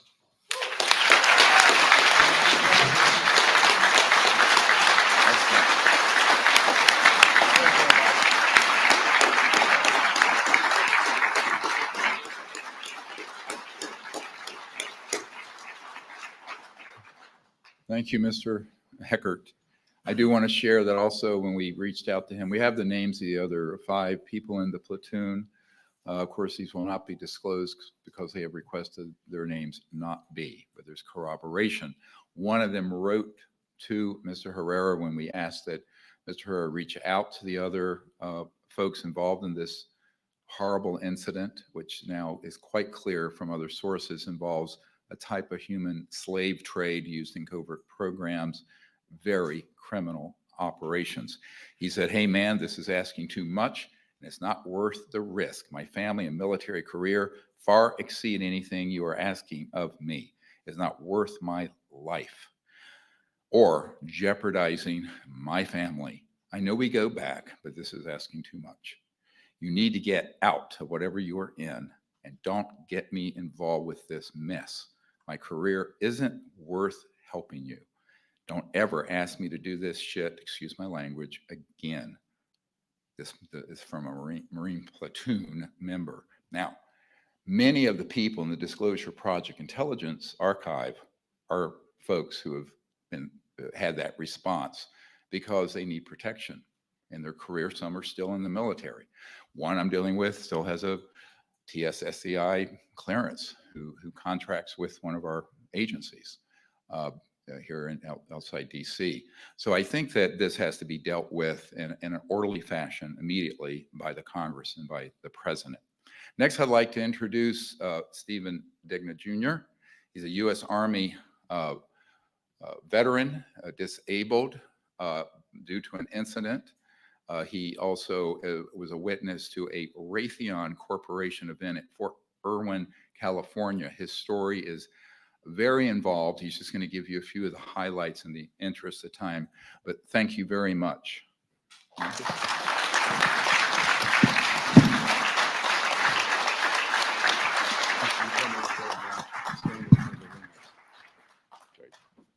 Good afternoon, everyone. I'm going to look down and read this. I have a brain injury, so it gives me problems. So I apologize.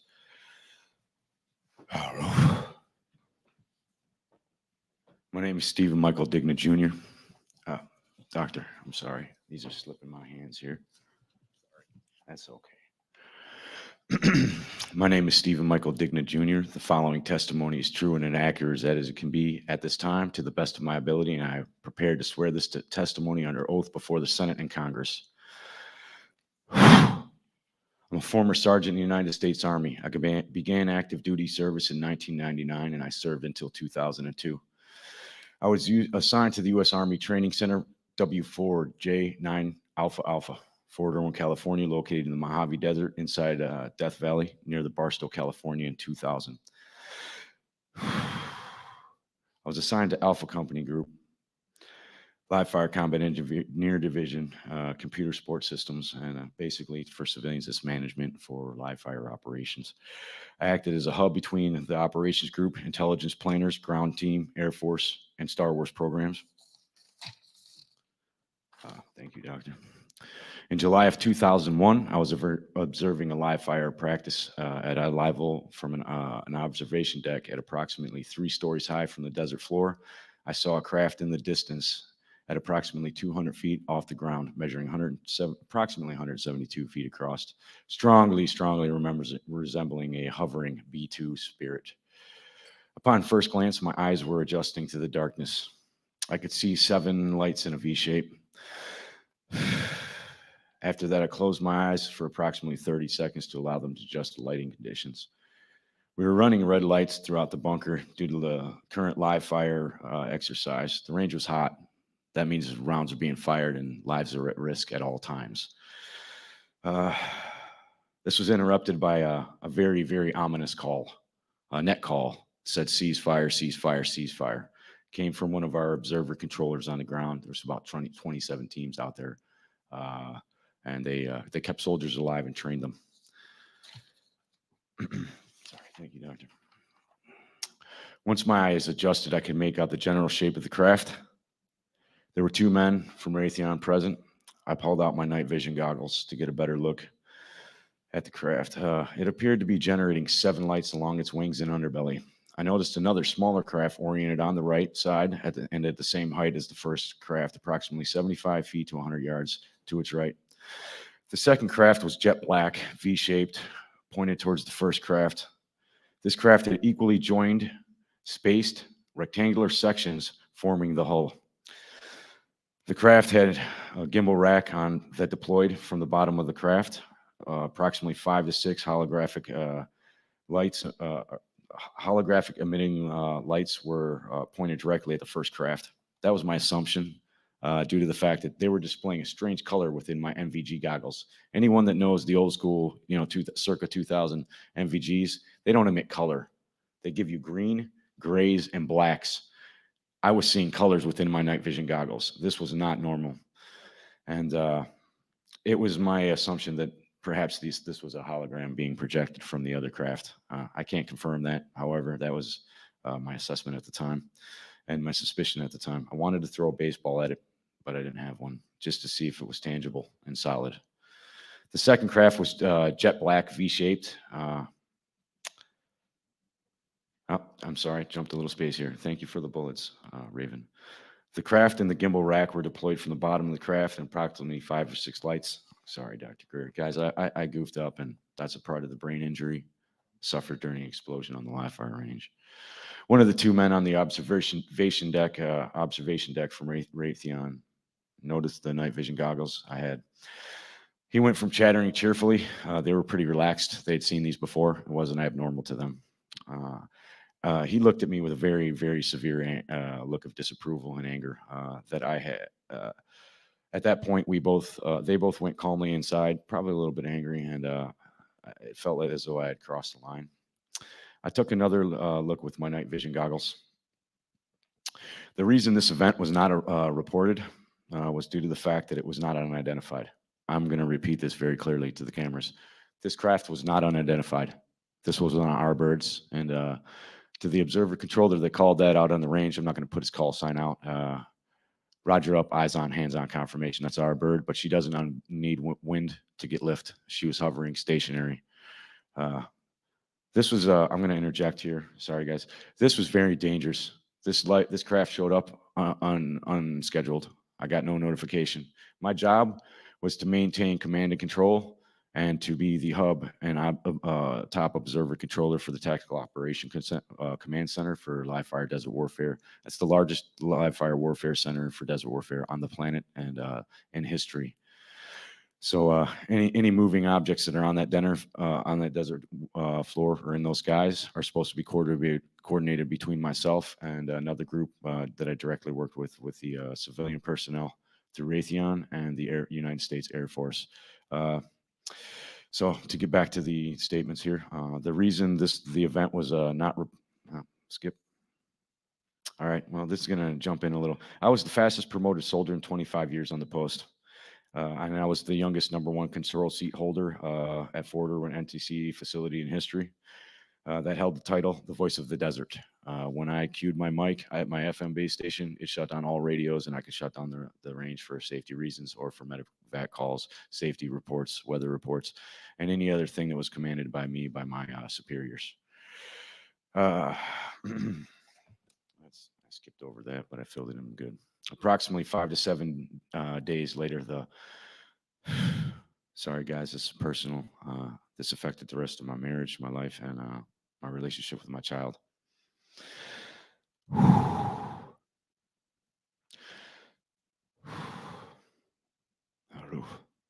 Approximately 5 to 7 days later, the following incident took place on Fort Irwin Road. It's the one road leading into the base. During the weekend pass after the show, my wife and I had taken a pass to go see a movie. And this took place right after the live fire bunker, about 5 to 7 days afterwards. We skipped the second movie or halfway through. I was really tired, just got back from running the range, 78-hour shifts with no relief. We passed a dry lake bed on the right-hand side. I've got that exact information already turned into the proper authorities. Thank you, Dr. Greer and all of his team. People out there, please get ready to come out. It's a saying they got an old friend of mine, well, a new friend, but he reminded me of an old saying they have at Fort Benning, Georgia. It says, "Follow me." There's another saying we have at the Signal Corps Academy. It's on the badge. It says Pro Patria Vigilantes, or Vigilis. That means watchful of the nation. And then there's another group of men that I served with, and I tried to keep them alive every day to the best of my ability. Same guys that blew me up. And I still love them today, and I ask for amnesty for all of the information I'm going to say from here on in. Is these boys are on the ground, on the hottest spots in the planet, along with these other soldiers, and they're dying out there. They're out there killing people under false pretenses. I've also turned information in that may be able to prove that to the proper authorities, thanks to Dr. Greer and his team. His team so far has been accommodating, polite, honest, respectful, and this man is my new general. He leads the way. So rally up, rally on me. This man is the way. He speaks the truth. He is sound. Apologize, Dr. Greer. I've been waiting to say that for a long time.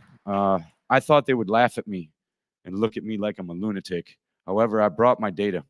I brought the information. They stripped my information, said I had a driver's badge and a service ribbon. I had 2 accommodation medals, and I had total 7 certificates. They put me in for an ARCOM, which is the highest award you can get for a non-deployable base. I'm a non-combatant, but I'm as close as you can get to being one. Those boys out there, we receive KIT reports every day. That means killed in training.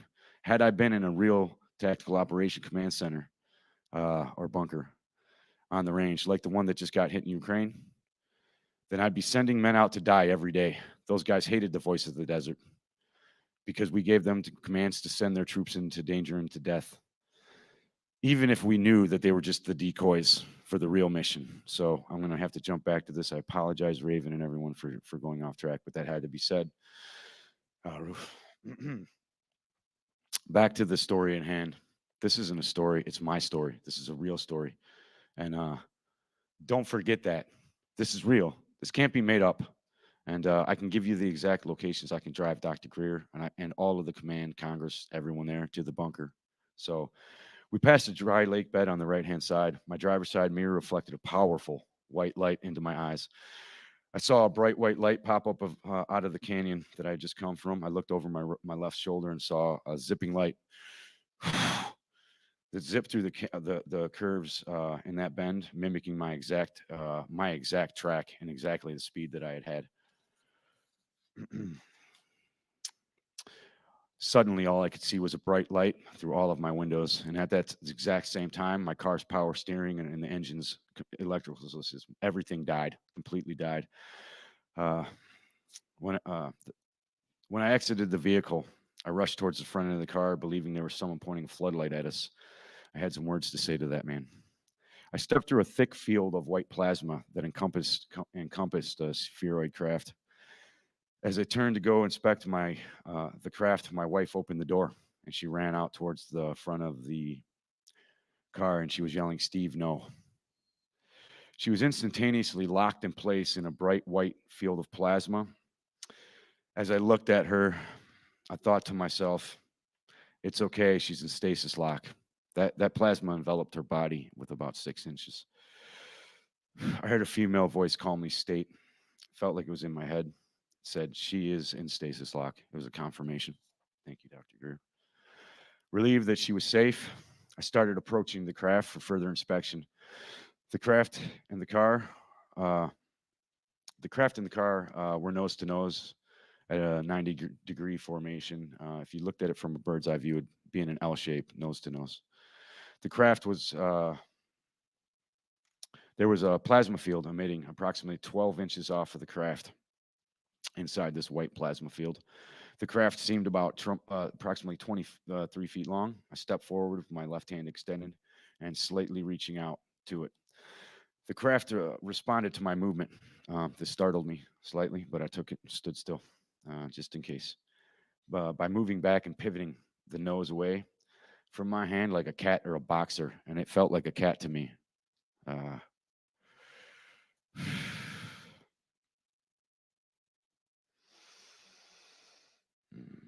Okay, sorry, lost my place. The exterior looked like polished black onyx. As I approached the craft, I noticed ambient temperature, not hot or cold.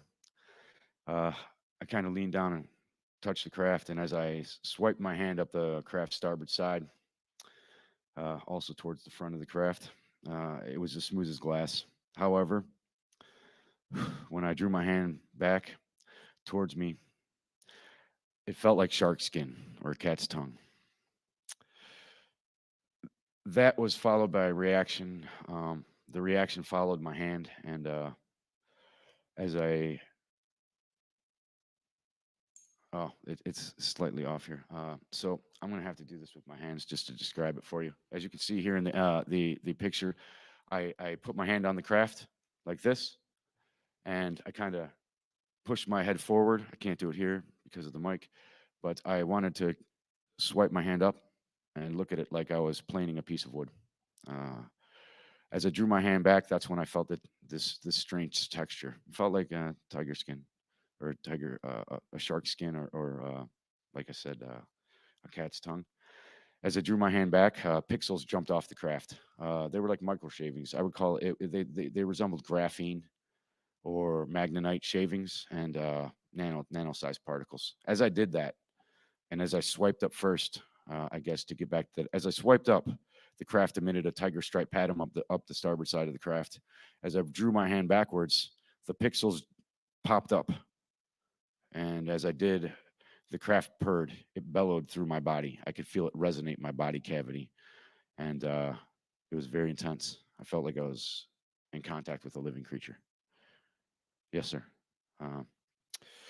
The reaction, okay, I'm already done with this. Thank you. As I drew my hand back, a lattice work opened up underneath. There was a very vibrant colors coming out of the craft, the underskin. This was a very thin nano layer, and there was a mesh work, honeycomb style, and it was like a lattice work that was like a frame around this. Beneath that was, well, there were filaments flowing. They looked like a neural network. I tried to see any universal bus system or any computer systems as the analyst job that I had. I saw none of this. As I drew the hand closer to myself, trying to peer through all these bright, wicked, beautiful lights that were pinks, blues, and every light color you could think of in the spectrum, I wasn't able to see anything through it. So as I drew my hand this way, I kind of pressed off the vehicle. The vehicle was stable. I mean, this thing was locked in position. It's not like Star Wars when you jump off of something and it moves. This thing was solidly locked in place, solid. I seen a shape right here under my through my elbow as I leaned my face down, and I could see up into the sky above my car a mirage, which was like a silhouette or a heat foil on the road, and the stars shimmered in a straight line, and at a very long distance there was a curve. So it looked seemed to be curved.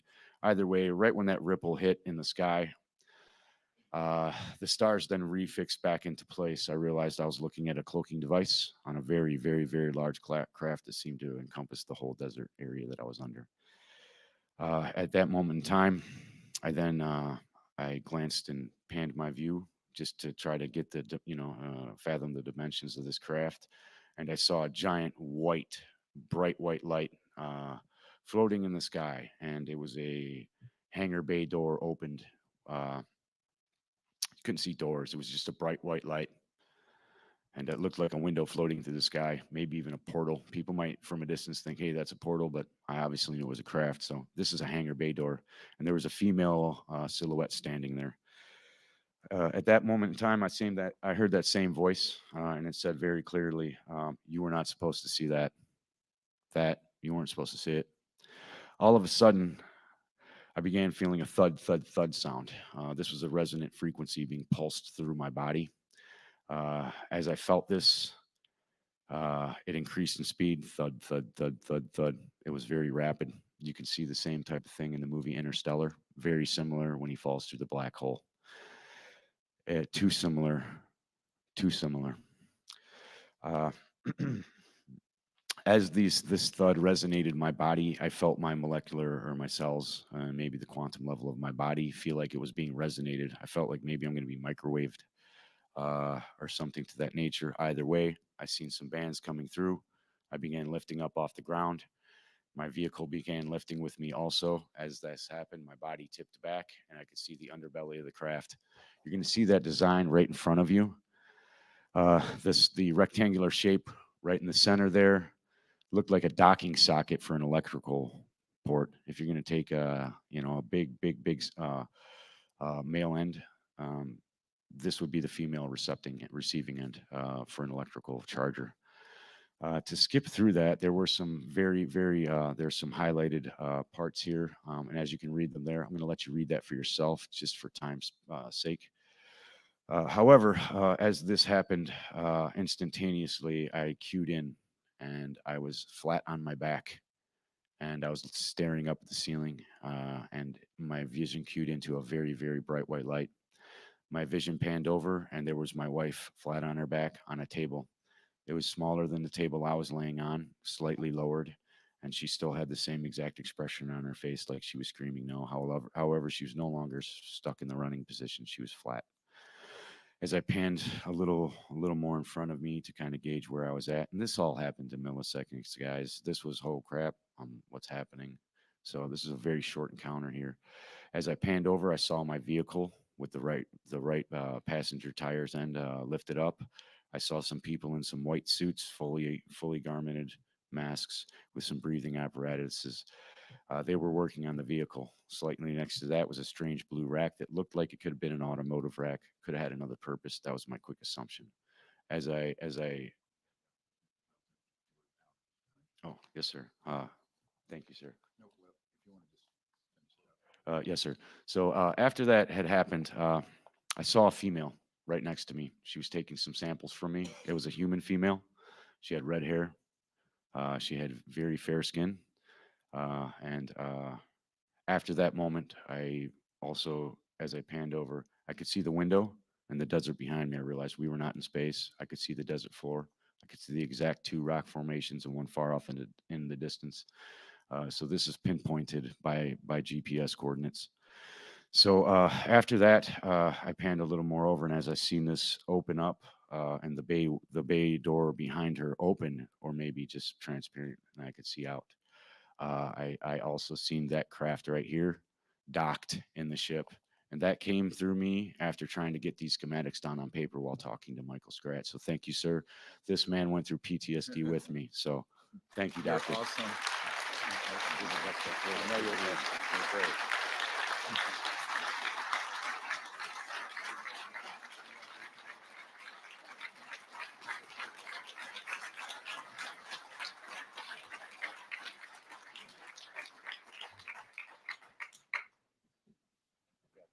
Thank you very much. There are obviously a great deal more to all these accounts. I'm sorry to have to cut that short, but we're sort of at the past our time we were going to wrap it up. But I will tell you that this is not a typical, the craft he was referring to are ours. That was Raytheon objects.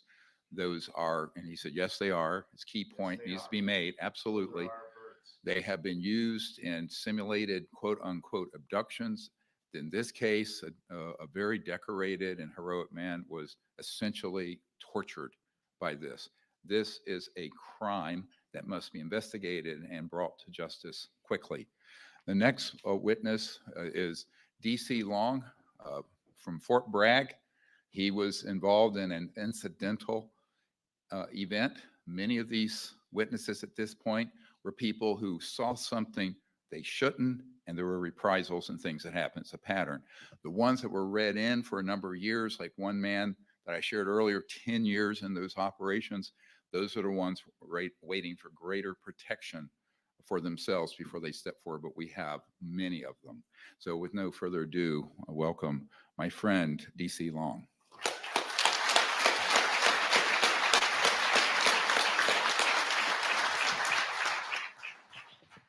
I promise mine's going to be much quicker than some of these other guys. And this is the way I talk. So I apologize for that as well. Everyone that I've met here, I would love to go through every name. I would love to go through every situation. What these gentlemen have, we could spend years talking about it, just getting to all the moments and everything that meant the most to us. And unfortunately, I have a very short amount of time to do that.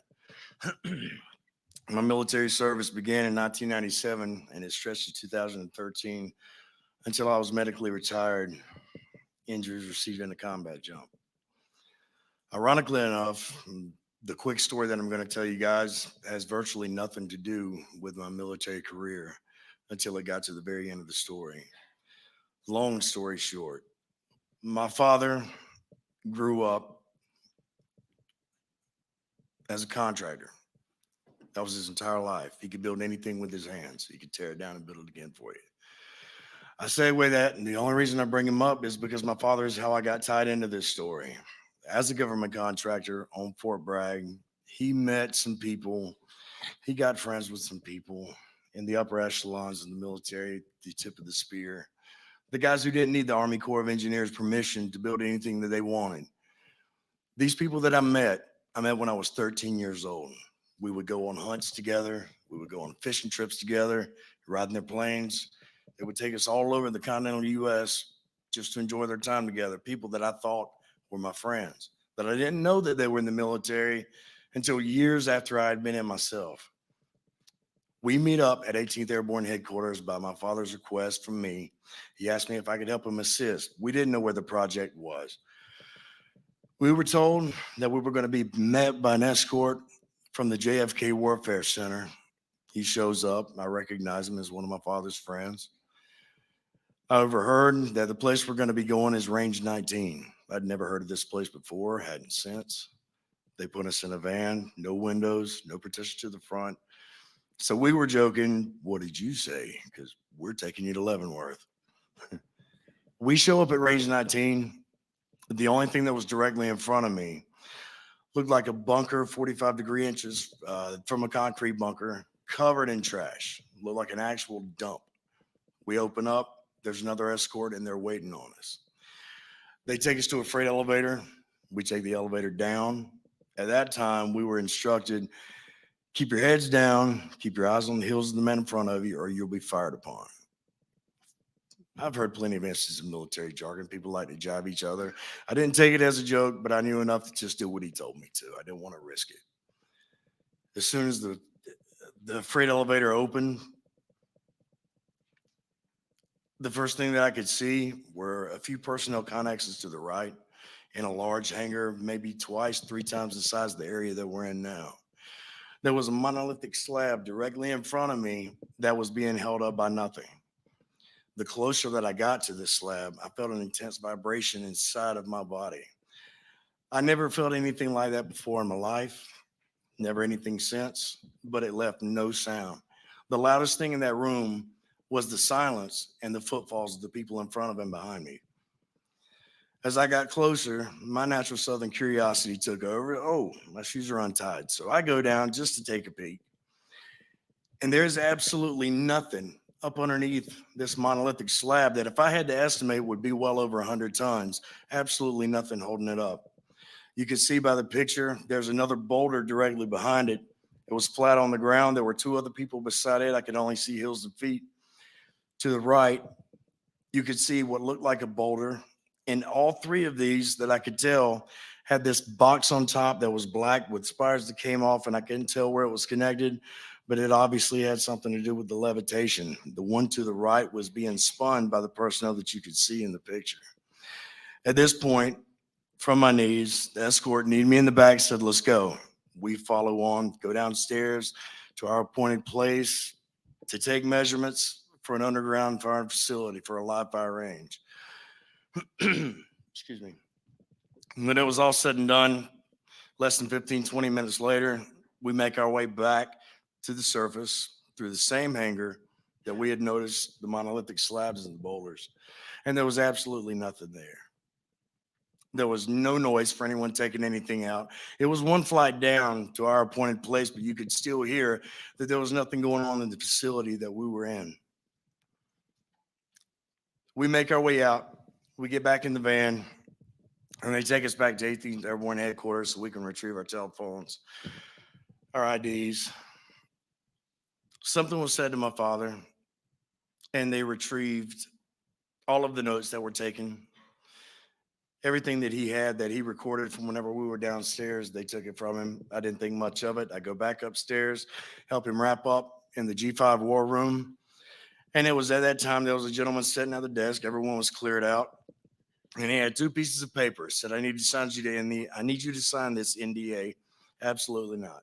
You know, we didn't so much take it as a joke, but we just didn't feel like the things that we had witnessed, although I did realize it was something that I had never should have seen in my life.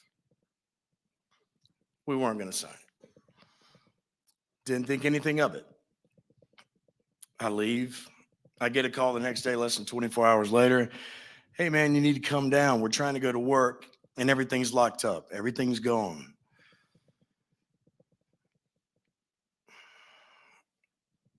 Everything that my father had worked for from the time that I was a child until I became a man, became a soldier, and the company that had my name on it, everything was seized.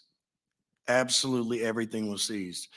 The pencils that he would use to make bid submittals to the Army Corps of Engineers was even taken because it contributed from the business. Everything was taken. I can't illustrate that point enough.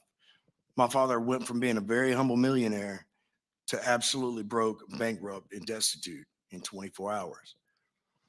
Now, I wish I could tell you more about how much I love this man, not just because I have his name, not just because he's my father, but he was my best friend. He led me through every battle when I came home to let me know that it was okay to feel the things that I felt. This man and I, we were always together. The only thing that could separate us was the deployments and the uniform that I wore. When I got done with my fight, I found my father. When I was scared, I found my father, etc. This man that was my best friend looked me in the eye when I found him again and said, hey, man, do you think this had something to do with Range 19? Please pardon my language. My father looks at me and says, don't you ever fucking bring that up to me again. That was the last time that I heard my father's voice in this life. That was the last time that we ever had any peaceful interaction, and that was as peaceful as it got. Shortly after, I continue on, and we had a JFEX. Any of my old paratroopers, they know what that is. It's a jump field training exercise, battalion wide. It's a big deal. There's only 12 men in my stick, getting ready to go out of the bird. I'm the first man looking at the horizon, waiting for the jump master to give me the signal. His hands raised. I noticed at the right side, someone coming up to my shoulder, and it's one of the escorts, one of the men that I knew personally from the time I was a child till I was a man and a soldier. He hooks up, he looks at me, gives me a wink. I didn't think much of it. To me, there was no danger at that point. Green light goes off, I get a hit in my back, and then something hits me in the side of the face, and it's a static line. The gentleman to my right, the man that I knew, threw his static line intentionally, and it snapped my neck. I go to fall out of the aircraft, deploy my combat pack, full oscillation. The only thing that I heard after that was the sound that my body made when it broke. When I woke up a month later, I was told that I was not fit to be a Ranger. I was not fit to be airborne. I wasn't fit to be a soldier. My career was effectively over. Even throughout all this time, I could not reach out to my father. He wouldn't take my calls. He was homeless. I didn't know. I just thought he didn't want to talk to me. Eventually, I ended up in the same situation.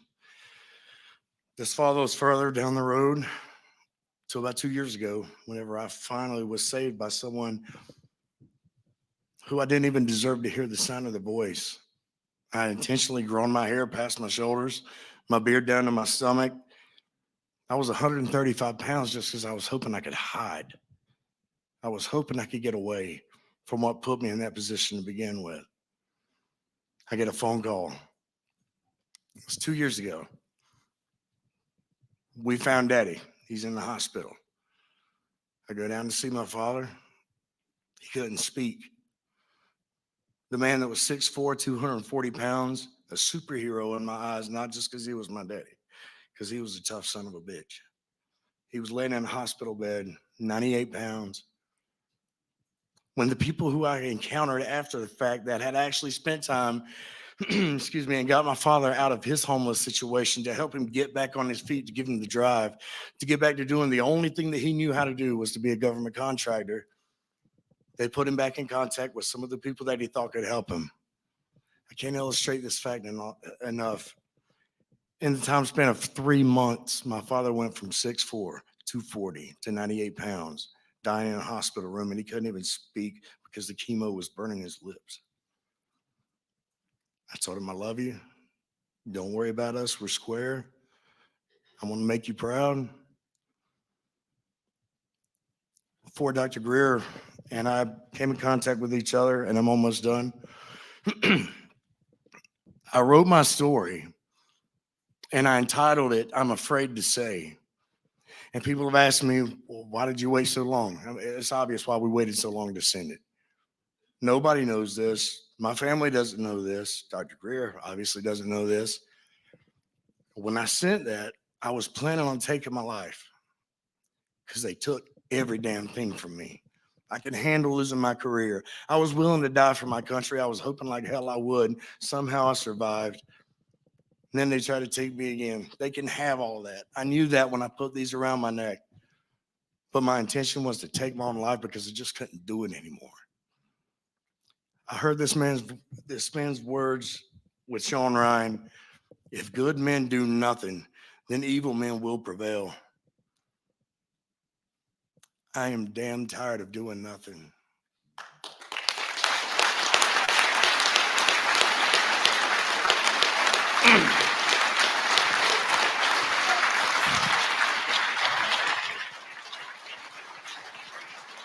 This is the absolute last thing that I'm going to say to you.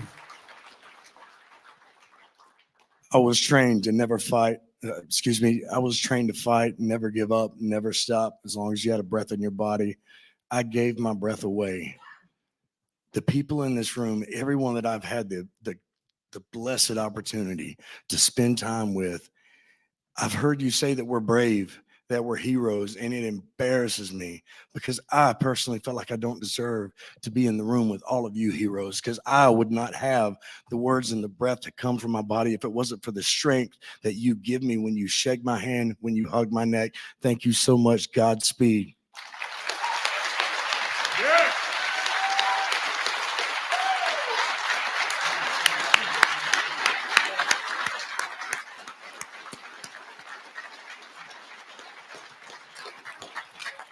So I'd like to introduce, and thank you very much. Again, these men are courageous, and it's very emotional, and it should be. Should be. I'd like to introduce Eric Hecker. He's a Raytheon contractor based for about a year at the South Pole. He was involved in a neutrino light array. He has an enormous amount of information, but in the interest of time, we'll be brief. Thank you, Mr. Hecker.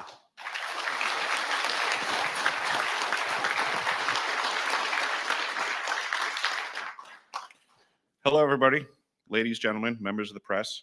I'm very happy that you're giving me this attention and this information attention because it needs to get out to the world. I will start, since we have to be brief. I have already given all pertinent information and supporting documentation to the Senate Intelligence Committee and ARROW. They informed me that all of my information will be recorded for public record and shared with Congress. It is that important. In 2010, I was selected to go down to the South Pole Station in Antarctica for an entire year by Raytheon Polar Services as an employee of a third-party contractor for the National Science Foundation. I function in a dual role capacity as a tradesman and a firefighter. My responsibilities required me to be more informed than most of my crew and offered me complete access to the facilities. What I learned from this unique experience needs to be shared with the entire world. The technology at the South Pole Station certainly can do what it is presented as its primary purposes, and unfortunately, much more.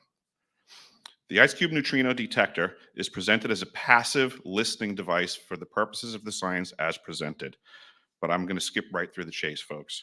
I have provided documentation that proves that the 5,160, what they call DOMs, that are embedded in the ice can actually transmit at 2,047 volts each.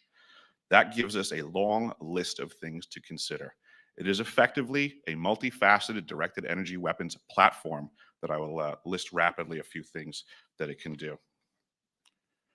Vehicle detection. We're learning that these off-world craft, on-world craft, ours or other nations, are also emitting neutrinos. So this makes the South Pole Station effectively an air traffic control station for this new level of equipment that nobody's discussing. In addition to the ability to detect neutrinos and the exotic vehicles, I have provided documentation that shows that this is also a system for faster than light communications. In the past, Gary McKinnon has hacked NASA, found the off-world fleet, the list of captains, and it's apparent that if we have faster than light vehicles moving throughout the system, we're going to need faster than light communications. This is that facility. Unfortunately, I have other bad news. The season that I was there, 2010 to 2011, we converted from construction to operations and maintenance in both the elevated station and the detector array. Unfortunately, when they first fired it up, that was when we had the earthquakes in Christchurch, New Zealand.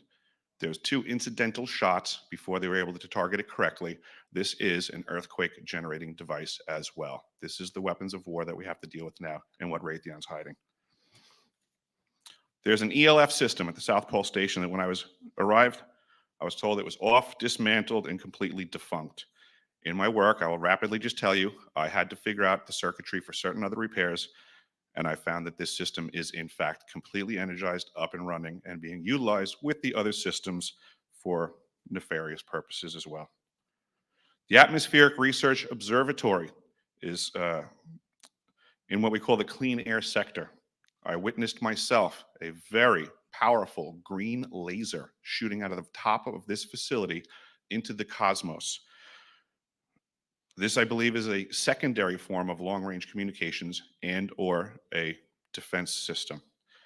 I am not saying that we need to be scared of anything that's out there, but please understand the military industrial complex is happy to invest all of your money in alleviating their fears. A question of power comes into play for all of these facilities that are present. I assure you, I knew what was going on. I knew the load demands of the facility, and all of these new items exceed the demand for the systems that I was presented. I'm doing due diligence and research. I believe there is either a secondary power supply there that is either nuclear, that was there prior to the start of the Antarctic Treaty, which prohibits such things, and or that there is some sort of exotic power supply system there that just is not in the verbiage of the treaty, so it negates the responsibility to the parties involved.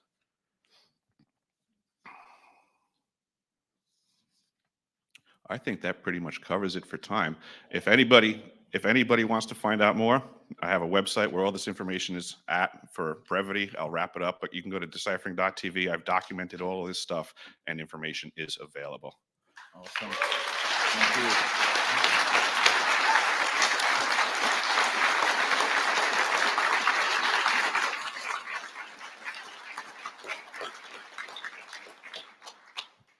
We are running a little over, and I apologize, but I think it's worth hearing as much as we can from these very courageous men.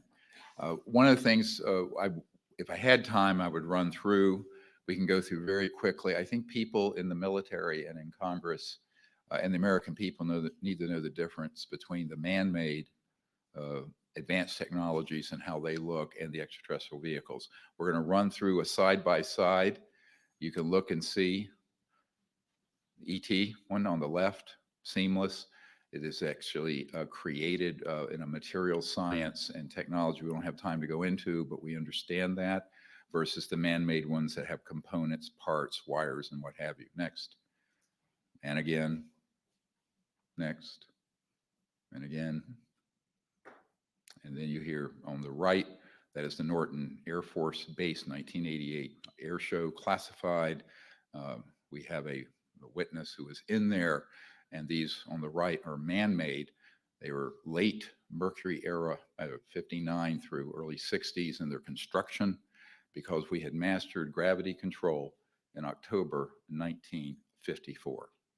So these had been in the solar system by the time my uncle, who's Northrop Grumman, had worked on the lunar module out on Long Island to put Neil Armstrong on the moon. Next. This is, again, an ET vehicle. On the left, one with struts, parts, pipes, and often humming a transmission, sort of transformer sound on the right. Next. And again, one that's extraterrestrial, and a vague copycat that's man-made. Next. And again. And again. Next. Now, the one on the right, this is a little bit to unpack. It takes us a couple hours. I'll go through it quickly. You can look up the Cash Landrum case back in 1980 outside Houston in Texas. The one on the right is actually an ET craft. It was they were unable to figure out how to get its energy system to work. They, I think, rather foolishly put a nuclear energy system on it. It malfunctioned. And as it did so, it radiated innocent people in their vehicle underneath it. It later was escorted by helos to a base west of there. The man who debriefed the 4 human pilots of this and debriefed them, we know, and we have his testimony. He's Air Force Office of Special Investigations out of Kirkland Air Force Base. So the Cash Landrum case involves civilian injuries. They tried to sue the government. The government denied they had any knowledge of it, but the constitutional government of the United States doesn't know this. This is the big problem. Next. And this, I want to just play this for a moment. We're in Washington. Here's an esteemed senator from Hawaii, and listen to what he said in the 1980s. A shadowy government with its own Air Force, its own Navy, its own fundraising mechanism, and the ability to pursue its own ideas of the national interest, free from all checks and balances, and free from the law itself. Free from all checks and balances and free from the law itself. Now, the media often wants to portray this issue, conspiracy people. And of course, at this point, if you disagree with someone anywhere, you just call them a conspiracy theorist. Okay. This man knew what he was talking about. A shot. Oops. So he absolutely knew what was going on with this. He was denied access, not just on the Iran-Contra issue, but on this specific issue. And how do we know that? We have an attorney, Derek Garcia here. He is now heading up the Disclosure Project Legal Defense Fund. And we have, as of about 2 hours ago,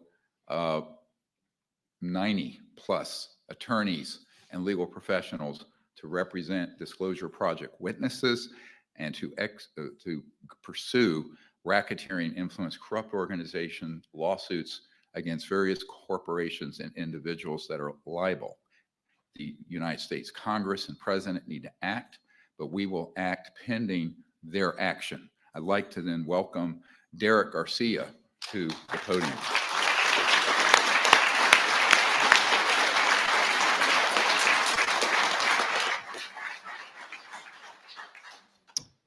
Good afternoon.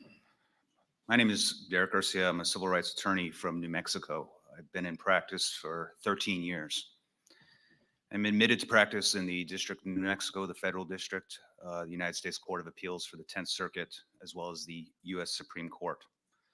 I'm joined in the audience by my colleague and attorney, Paige Fox from Illinois, and numerous attorneys who have now joined our legal team nationwide and internationally. We are dedicated to ending decades of UFO secrecy and releasing vital technologies which will bring an end to our current environmental and energy crisis. On May 23rd, we announced the creation of the Disclosure Project legal team over Dr. Greer's YouTube channel.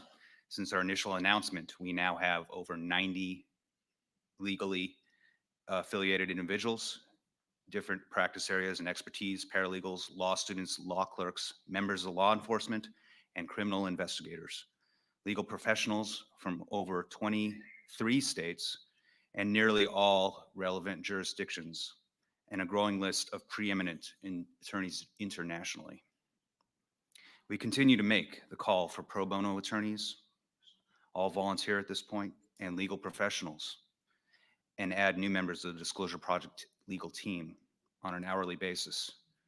We have assembled a one-of-a-kind and strictly nonpartisan volunteer legal team for the purpose of moving disclosure forward once and for all.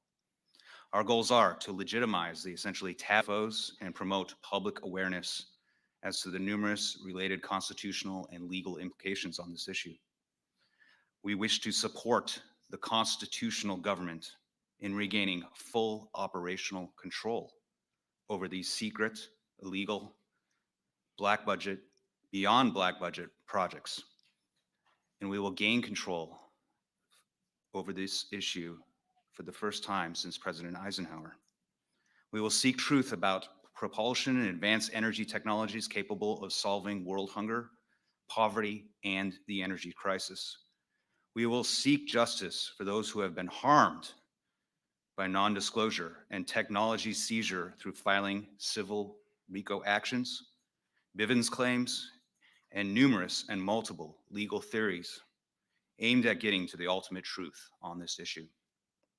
The competent, under oath testimony already developed by the Disclosure Project team, Dr. Greer, and these courageous witnesses, and represented in the Disclosure Project intelligence archives developed over 30 years of Dr. Greer's work, may also be used in criminal prosecutions by United States attorneys or criminal prosecutors across the globe to seek indictments on the numerous RICO crimes which have been committed on this issue, with the aim of keeping the issue buried.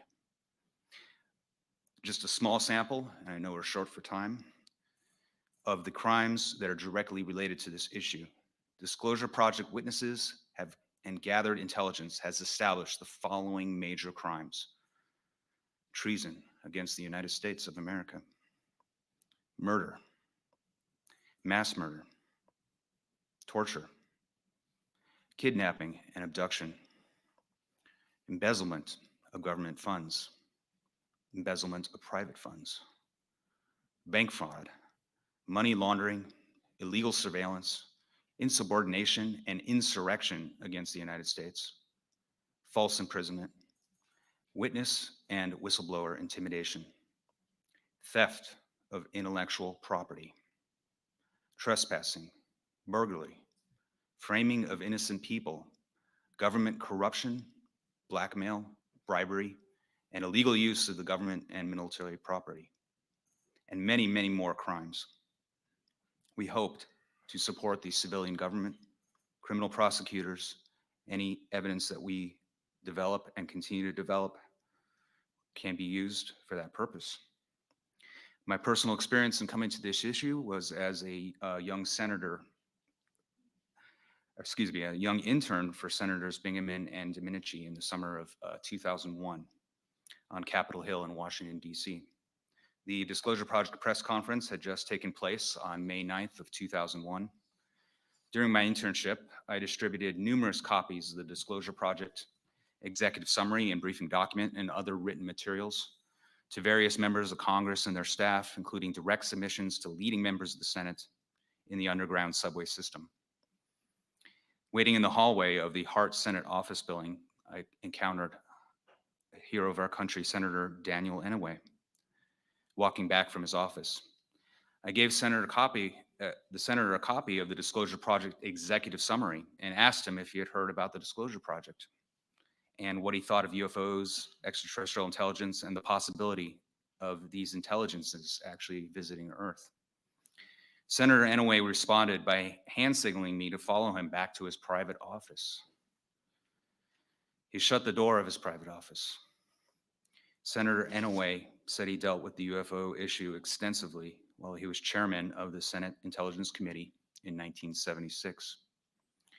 Senator Inouye confirmed that he had seen the May 9th, 2001 Disclosure Project press conference here at the National Press Club, and that the testimony provided by those courageous witnesses at the time was substantially accurate and correct, based on his direct experience and briefings on this subject.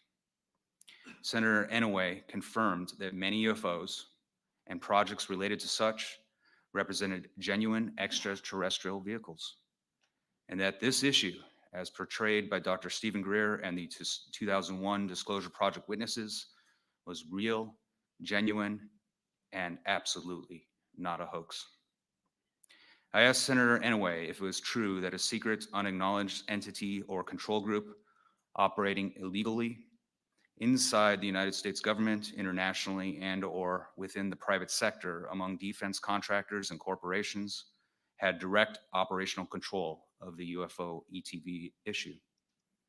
Senator Inouye confirmed his statement that there exists a shadowy government with its own Air Force, its own Navy, its own fundraising mechanism, and the ability to pursue its own ideas of the national interest, free from all checks and balances and free from the law itself, as stated during the Iran-Contra hearings in 1987. I asked whether he was exaggerating when he made this statement. I asked if perhaps he was speaking of another government.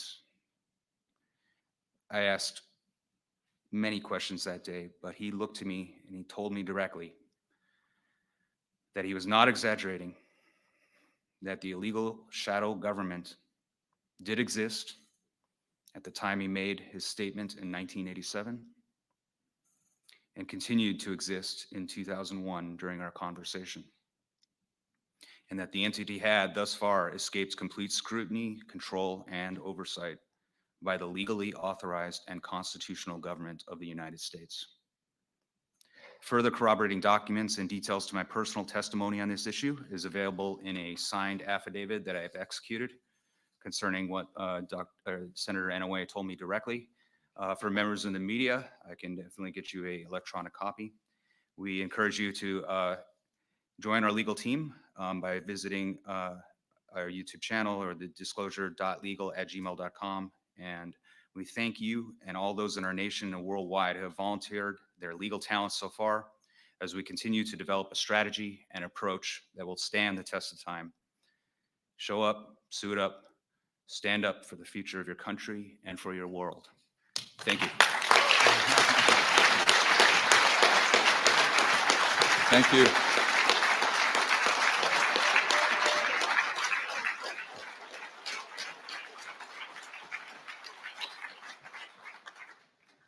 So I would like to thank very sincerely Mr. Garcia for his work. When he first contacted me, he was a 20-year-old student at Wesleyan. Now he's the age of a couple of my daughters. He's now an attorney, and we've gone full cycle where now he is stepping up with all these other wonderful attorneys and legal professionals to represent what we are doing pro bono, since we are at present an unfunded operation.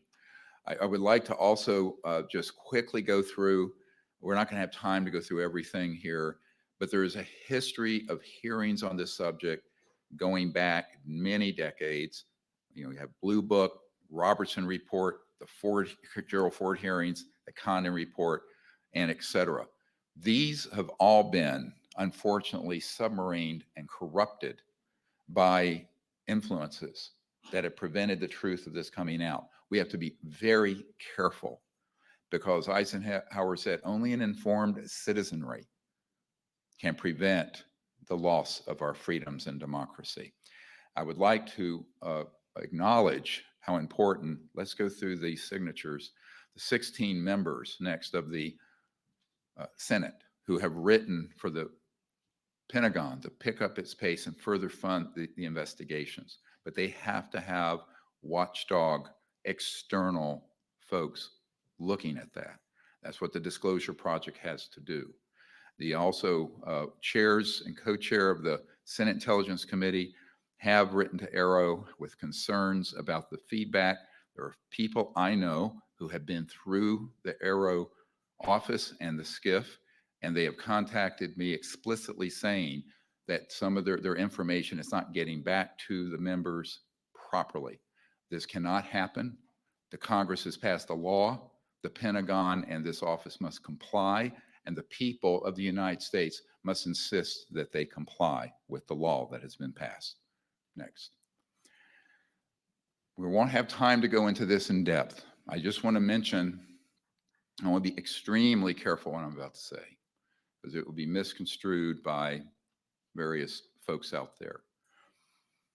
There are civilizations extremely advanced that are concerned with what we're doing. This station at the South Pole is a much later version of a man that I worked with for a number of years in the 90s who invented the neutrino light detector system on the satellites up in space. He knew then that these were being used, and this was in the 70s, to track, target, and destroy extraterrestrial assets in space and also around the Earth.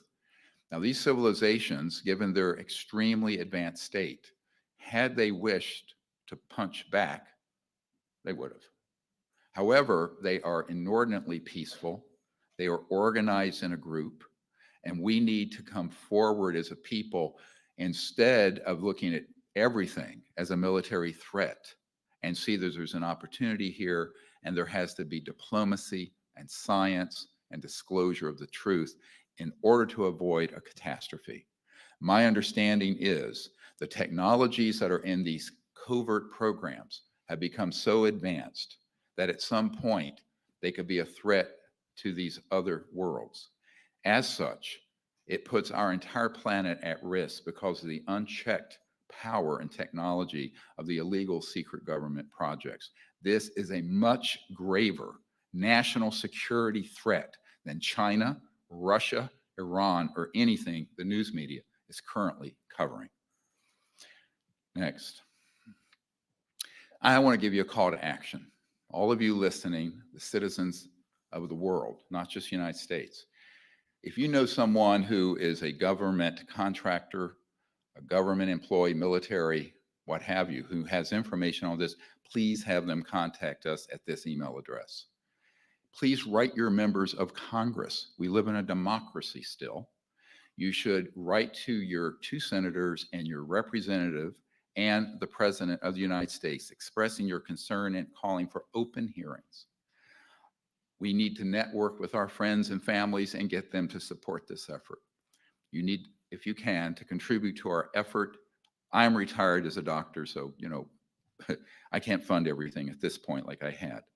If you can assist with the energy research lab that we are proposing in the Lost Century, you'll see that, then please contact us. We have a $50 million funding need to stand up a open source energy lab. What does that mean? We would develop these 0-point energy technologies and they would be released free of charge, open source to the entire world so we can quickly solve the environmental and poverty problems we are facing.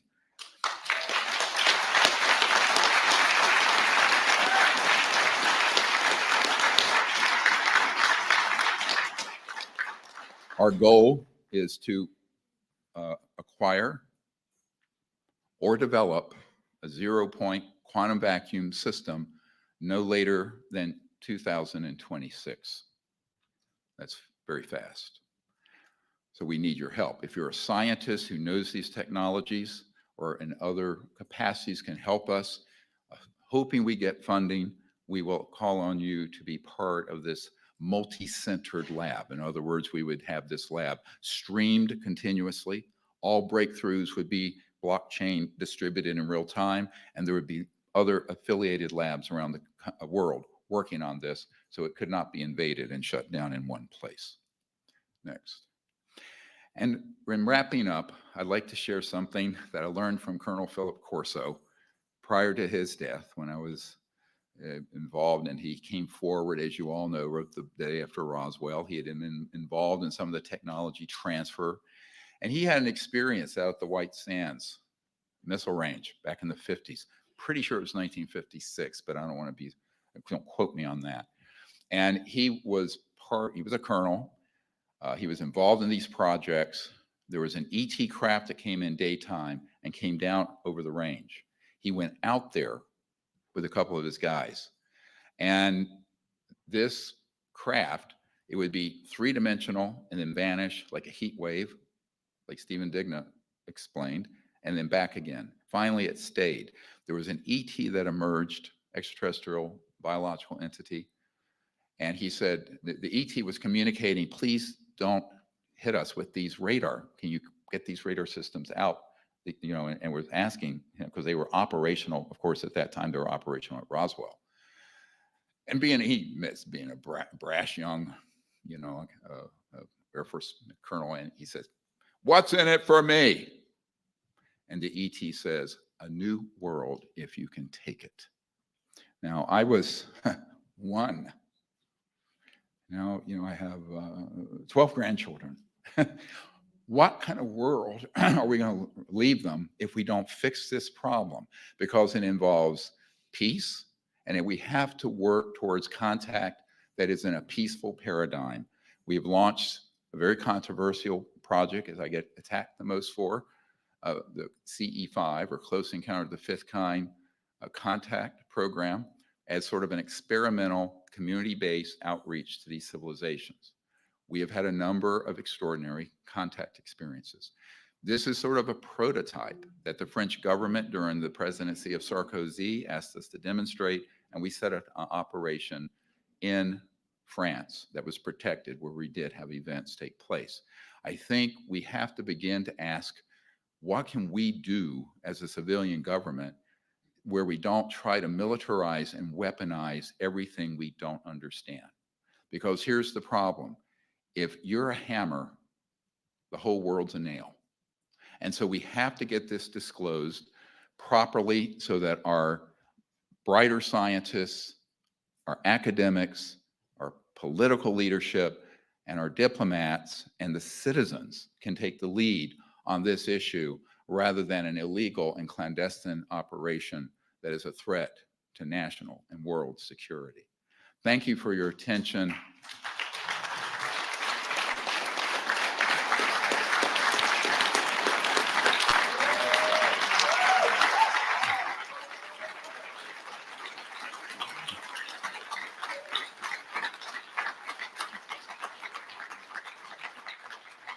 I am told we have to be out of here at 5. We've gone over about an hour. I apologize for that. But if there are any members of the press here that have a question, you can ask them, and we'll be happy to answer them briefly. Any members of the media? Yes.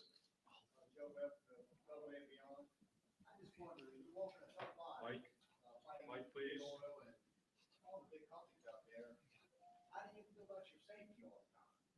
He's asking about our safety. Look, if I was worried about my safety, I would have never walked on down this path. I have been threatened, and we've had some losses on our team. I've had a few people over the years that worked with me who have been killed. It's difficult, but I just think the mission of what we're trying to do is more important than one life, mine. So you can't worry about that. We do have good security now. And I think that there are people, frankly, in these very classified projects who do want to help us and protect us. And they have been since about 1998. And that's pretty much, or is there another? Oh, you're welcome.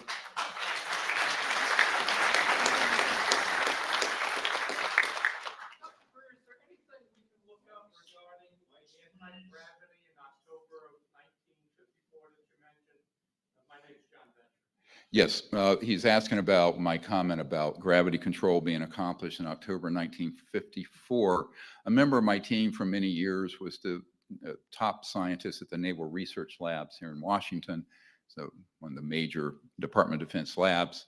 He was one step down after the director of the lab, and he had been in a vault where he saw the document in a skiff and saw the documentation that we had mastered gravity control, meaning that we had had experimentation with it earlier, but mastering it so it was stable occurred in October of 1954. His name is Richard Foch, F-O-C-H. He is deceased, but he worked with us for many years and was very much in the inside.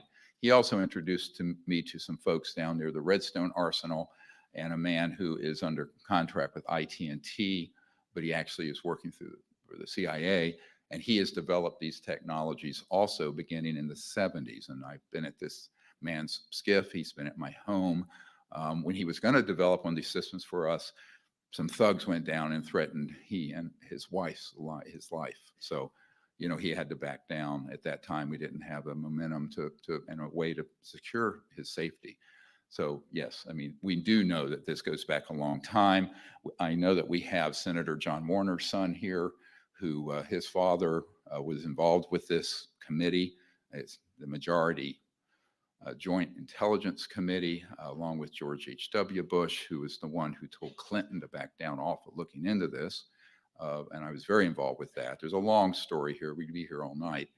But we do know that Paul Mellon, the grandfather of John Warner IV, who is here today, went over and retrieved a German disc at the end of World War II that was their prototype to develop a so-called anti-gravity electromagnetic gravitic system, but it wasn't fully operational by the time the war ended. But that became something that then was pursued later through operations that were highly classified in the United States and in the very black aerospace world. And we have this very well documented, by the way. This was a great deal of history here of the United States and after World War II that the public doesn't know about, but it'll come out. Other questions? Yes, ma'am. Dr. Greer, Sherry Beal here from Mhm. arighttoknow.com, and I just want to thank you so much for your bravery in covering what many of us journalists in the truth movement see as ringing the alarm for the most critical topic on the planet right now. And, you know, we've really learned that we, the people that we've been funding, unbeknownst to us with our taxpayer money, these black operations. What can you tell us that we can do? I know you had a call to action, but for not just the journalists, but everyone in this room and everyone tuning in, what can we do to help support and really flip this movement right now and help save, you know, our planet, humanity, have access to the free energy that Mm-hmm. we have been funding as well. Well, we need networking support. We need people like Sean Ryan, who had me on his show and got this message out to so many members of the military, Delta Force guys, Navy SEALs, others, and are now coming forward. We need significant funding because it's an unfunded project. Everyone who works with it is a volunteer, has been for 33 years.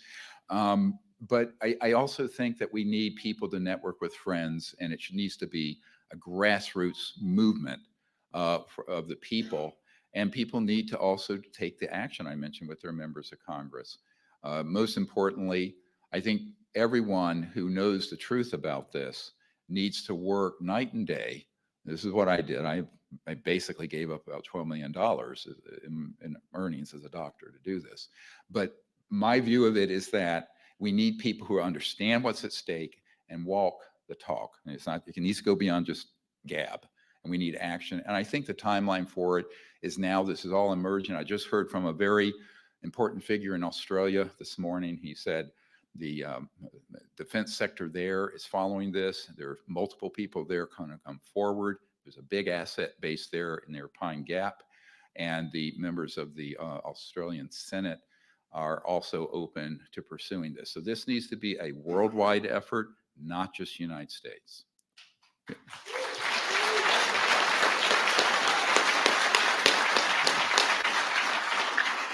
Yes, ma'am. Paul Sterry here, third place in room. I'm just curious to know if the witness list that you rolled earlier with their accounts, if that's actually available anywhere for us to look at. Yes, all of this is available, assuming we can get it to you. That can be emailed to you, the redacted one. Obviously, the unredacted one is very sensitive. I'm not going to disclose the names of the hundreds of men and women who want to not be disclosed publicly. Now, it's very courageous of these guys to do it. I know what it's like to be put in the crosshairs of this subject and ridiculed and defamed for 30 years. So these are very courageous people, but that list you can actually receive as well as the entire facilities list. Now, the facilities list just gives you a location, doesn't tell you quite everything that's there. It gives you a little bit of a little blurb, but it's what we can provide at this point. Again, remember, any requests like this are being fulfilled by volunteers who have day jobs and lives. So be patient with your requests, and please communicate that to our staff or email address that I provided. Yes, other. Yes. Who are these C-suite or henchmen for this ISG, just so we can be aware of? The illegal secret government. Well, look, I know a number. I've actually met with a few of them over the years. He's deceased now, General Stubblebine. Offered me $2 billion not to do what I'm doing in 1992. There were witnesses to this. The level of corruption is almost unbelievable. We do have a man who's this former chairman of a major Fortune 100 company who wants to come forward, but he and his family have been threatened in the last month. So I've had these conversations, and this man, by the way, confirms that corporation has free energy. He regrets what he's done. He is retired, and he would love to see this come forward for his children and grandchildren. He's a decade or more older than me. So at this point, the ones who are not wanting to be named, I don't name. However, if there's a proper investigation out of the White House and the Senate, we will name them. And if they need to be subpoenaed, they will be subpoenaed. But I mean, this is a process where I don't want to burn bridges to people who are actually sympathetic to what we're doing, but we have not provided enough protection, including immunity from seizure of their assets. This gentleman has several $100 million. He doesn't want to have that confiscated. He doesn't want his family threatened. And so it's a complicated issue. It's not like blurting out a bunch of names.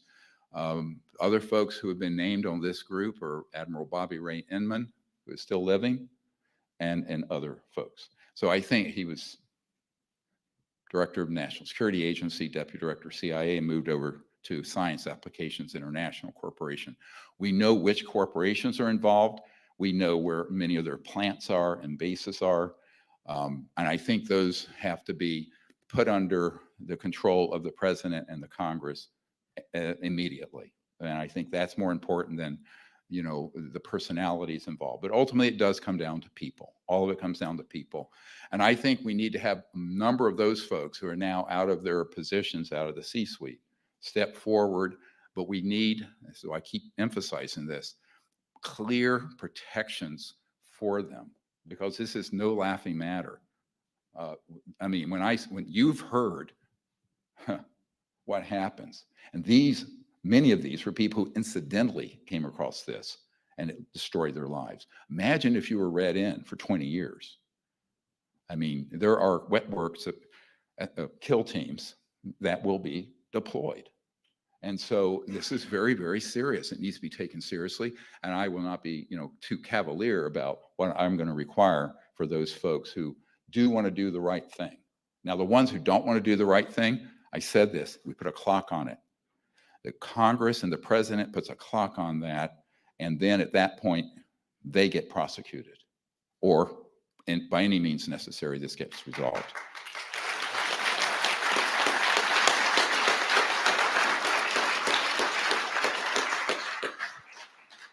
Yes. Dr. Greer, can you give I'm over here, I see, yeah. Gavin McClellan. Sorry, Can Mike. you give any clarification on the Van Allen radiation belts? There's a lot of dissension about the Van Allen radiation belts. Give any clarification on transportation through them? No, I don't have any specific information on that issue. I do know that these technologies that we're talking about would have no problem going through, frankly, solid matter, ocean, et cetera. If you can Is there another member of the media press? wait for the mic, please. Thank you very much. Dr. Greer, can you tell us more about the program life forms that are involved in the so-called abduction phenomenon, please? Thank you. Yes, well, those, they've been around for a very long time. As you know, from our Air Force Office of Special Investigations witness who appeared in Unacknowledged, that document in 2017, in the early days, and I actually have met with people on the tactical teams from the good old days where they would have people who were short or looked whatever, and there was stagecraft like a Disney set, and they would be on these electrogravitic devices using various chemicals and what have you to abduct people. The purpose for that is to present a false threat from space. This is what Werner von Braun, who invented the rocket for the Germany in World War II, told Carol Rosin on his deathbed and begged her to try to prevent the weaponization of space and et cetera. He knew this was going on in 1974 when he made that warning. And you can see her testimony in the Disclosure Project website on YouTube. However, it evolved from that point to where they have very sophisticated robotic objects and beings that look exactly like a gray or this or that. And I've met with multiple people who have constructed them, operated them, or been victims of them who are military. Mr. Digna was actually abducted and taken into this craft through technologies that sounds like science fiction. But remember what Ben Rich told my friend James Goodall, who is here, he's an aerospace historian, right before he died. And he said, anything you can imagine that they've done on Star Trek is out in the desert. He's not talking about Area 51. He's talking about the Lockheed assets. And we've already done it. We have it. It exists. And we've either used it or decided not to use it. He also wrote the reply to one of his friends that Mr. Schratt obtained, where the man said, do you think UFOs exist and are they extraterrestrial or ours? He said they are both. And that is from the director and the head of Lockheed Skunk Works, Ben Rich, legendary. So I always tell people, we have all this in the archive. Please don't just take my word for it. Never had a clearance, never been in the government. I'm an emergency doctor doing this to help the future of our planet. But we have all the information that proves every bit of this. And under oath, these courageous men and hundreds of others will tell the truth. Yes. Because of the shadow government and other forces, just how threatened is U.S. sovereignty? I couldn't understand the question. U.S. sovereignty, is it threatened because of the shadow government and other forces? I will tell you that effectively, the constitutional government of the United States, at least in this area, has been nullified since about the late 1950s. And we have tracked this. It's a huge problem. Senator Inouye knew it. Now, in other regards, it's business as usual. But remember, this organization is transnational. It operates globally with alacrity, as I mentioned. And so this is not just a U.S. problem, it's a global problem, but the center of gravity of it is here in the United States. Other questions before we need to move? Cassandra Joan Butler from Pathfinder News. Dr. Greer, thank you. This has been mind-blowing, but are there international groups such as yourself, similar to Disclosure Project across the globe? Are there networking with other like minds? Well, yes, we have people involved with what we're doing in various other countries, including Russia in their space program and other places. We recently obtained the testimony of a Russian general that back in the Soviet era, where an extraterrestrial vehicle and beings put some of the people at an intercontinental ballistic missile site kind of in stasis so they could go in and fixed an overheating missile that wasn't being detected that could have blown up and could have triggered World War III. Now, I will tell you, there are a number of incidences that involve nuclear sites, weapon storage areas, et cetera, where there have been, and power plants, where there have been ET craft, because there's energy being given off from those systems that are beyond the electromagnetic pulse spectrum that Dr. Zohari, who was here this weekend, who's a physicist, described in the scalar range. So I think that the interstellar civilizations, these extraterrestrial civilizations, have a profound concern because those could be a threat to them, those energy forms, but they know it's a threat existential to the Earth. I actually honestly believe these civilizations regard the Earth as precious, that humanity is filled with promise, and I think they have been trying to warn us and keep us from going down the path of either geophysical disaster or war that would be using these sort of weapons. The most dangerous weapons are unacknowledged. They're not the nuclear ones. They're the ones that Mr. Hecker's talking about and others. And we have a great deal of information on that. I have folks who work for the NSA and also Raytheon who have used some of those in horrific ways to trigger deliberately earthquakes and other problems. So this is something that is very serious, and it has to be gotten under control. When I say that these projects need to get under supervision and control by some sane folks who aren't sociopaths, it has to happen fairly quickly at this point. Yes.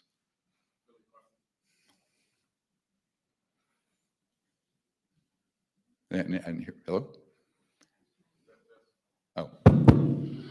Billy Carson, Forbidden Knowledge TV. Hey there, coming in loud and clear, buddy. I'm in. With regards to the civilian RICO, can we foresee, if this process is successful, any potential prison time for any of these corporate execs that are behind this? Look, an eye for an eye leaves the whole world blind. I think what we want to do first is to gain their cooperation with the effort. We hope we can exert enough pressure both through what we're doing as civilians, who are civilian RICO and other actions, as well as what's happening in the Congress, that gets resolved. What you don't want to do is just throw down with folks who have technologies. And I will tell you, this is sensitive, but when I was briefing Admiral Tom Wilson, who is the head of Intelligence Joint Chiefs of Staff in 1997, 26 years ago, I can't believe it's been that long. At the end, I asked, we need your help to get these projects under proper control. And he says, well, does the Secretary of Defense, I can't do it without his, and he's not giving me that order. He says, what about the president? I said, no, the president has been waived off.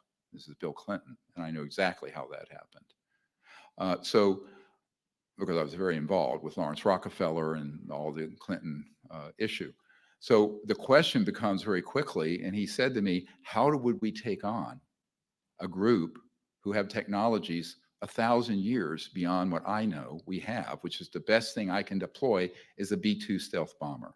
So this is a very serious issue strategically. How do you approach this? Now, the constitutional government of the United States has the rule of law, and I think if it's disclosed properly, the support of the populace and the people, and the rank and file. And I want to point out, virtually all of the Disclosure Project witnesses, except some of these few that are very much at the top, were just obeying orders. They were at a site, they were Delta Force or a Navy SEAL or what have you. They didn't know that the management of it had escaped constitutional control. And I didn't know that until 1993. And that was, of course, my coming of age when I realized, my God, the president and the director of the CIA are being denied access, and then multiple senators and congressmen that I met with privately. So I think that what we want to do is resolve this in a peaceful, legal fashion. And we do not want to just go straight to, DEFCON 1, right? We don't want to go to that. So I think we need to do that in the next 6 months, however. The information I have, I don't want to go further than that, is that a clock has been placed on this. It must be resolved within this year, early next year. And then things are going to deteriorate significantly. Who in Congress is supporting you? I don't want to really go into, let them speak for themselves. When I take meetings, I take them, if they're confidential, they're confidential. I'm not important in this. It's not supporting me. I'm 68. I was 34 when I started on this path of double my age. I'm not going to live another 30 years probably. So, my point is I want to be a means to get the intelligence, the information, put the coalition together to move this forward. And I think it's going to need, but the members of Congress who have come forward about this already, such as Congressman Tim Burchett of Tennessee, who has called for these open hearings. He's on the House Government Reform and Oversight Committee. There are many members of Congress who are awakening to this problem. The issue is they're moving much too slowly. You need to contact these members of Congress and also the White House and the Office of the President and say this needs to be dealt with expeditiously because they now have in their possession the entire Disclosure Project Intelligence Archive. And what I have to say about that is no more excuses. No more excuses. They have everything they need.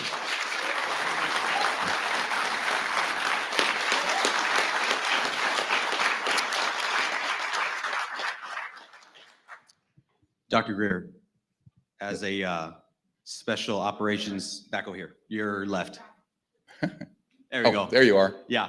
First and foremost, thank you for everything you do. We appreciate that. My name is Justin Wilson. I'm a former special operations operator, and I currently own a media company called Praetorian.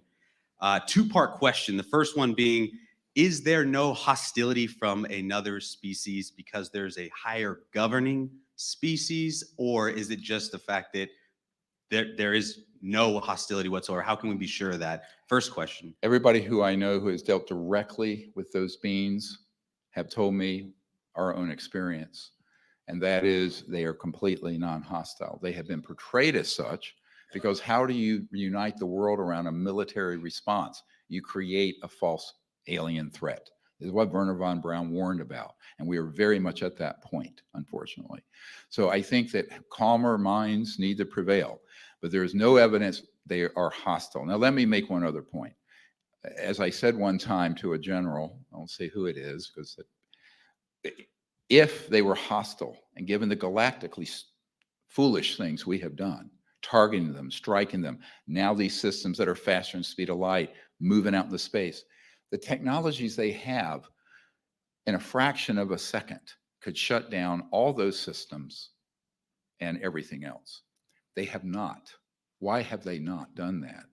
Because they are essentially very peaceful, highly organized, socially evolved, psychologically and emotionally evolved civilizations. One other point, common sense. If you possess those sort of weapons and you're still of the consciousness of violence, you're going to blow yourself up or some nearby planet with you. Because we're not talking about, let's forget science fiction.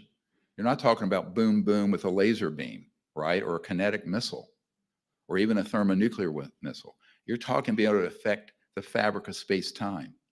And then if those technologies are weaponized, it's over in a fraction of a second.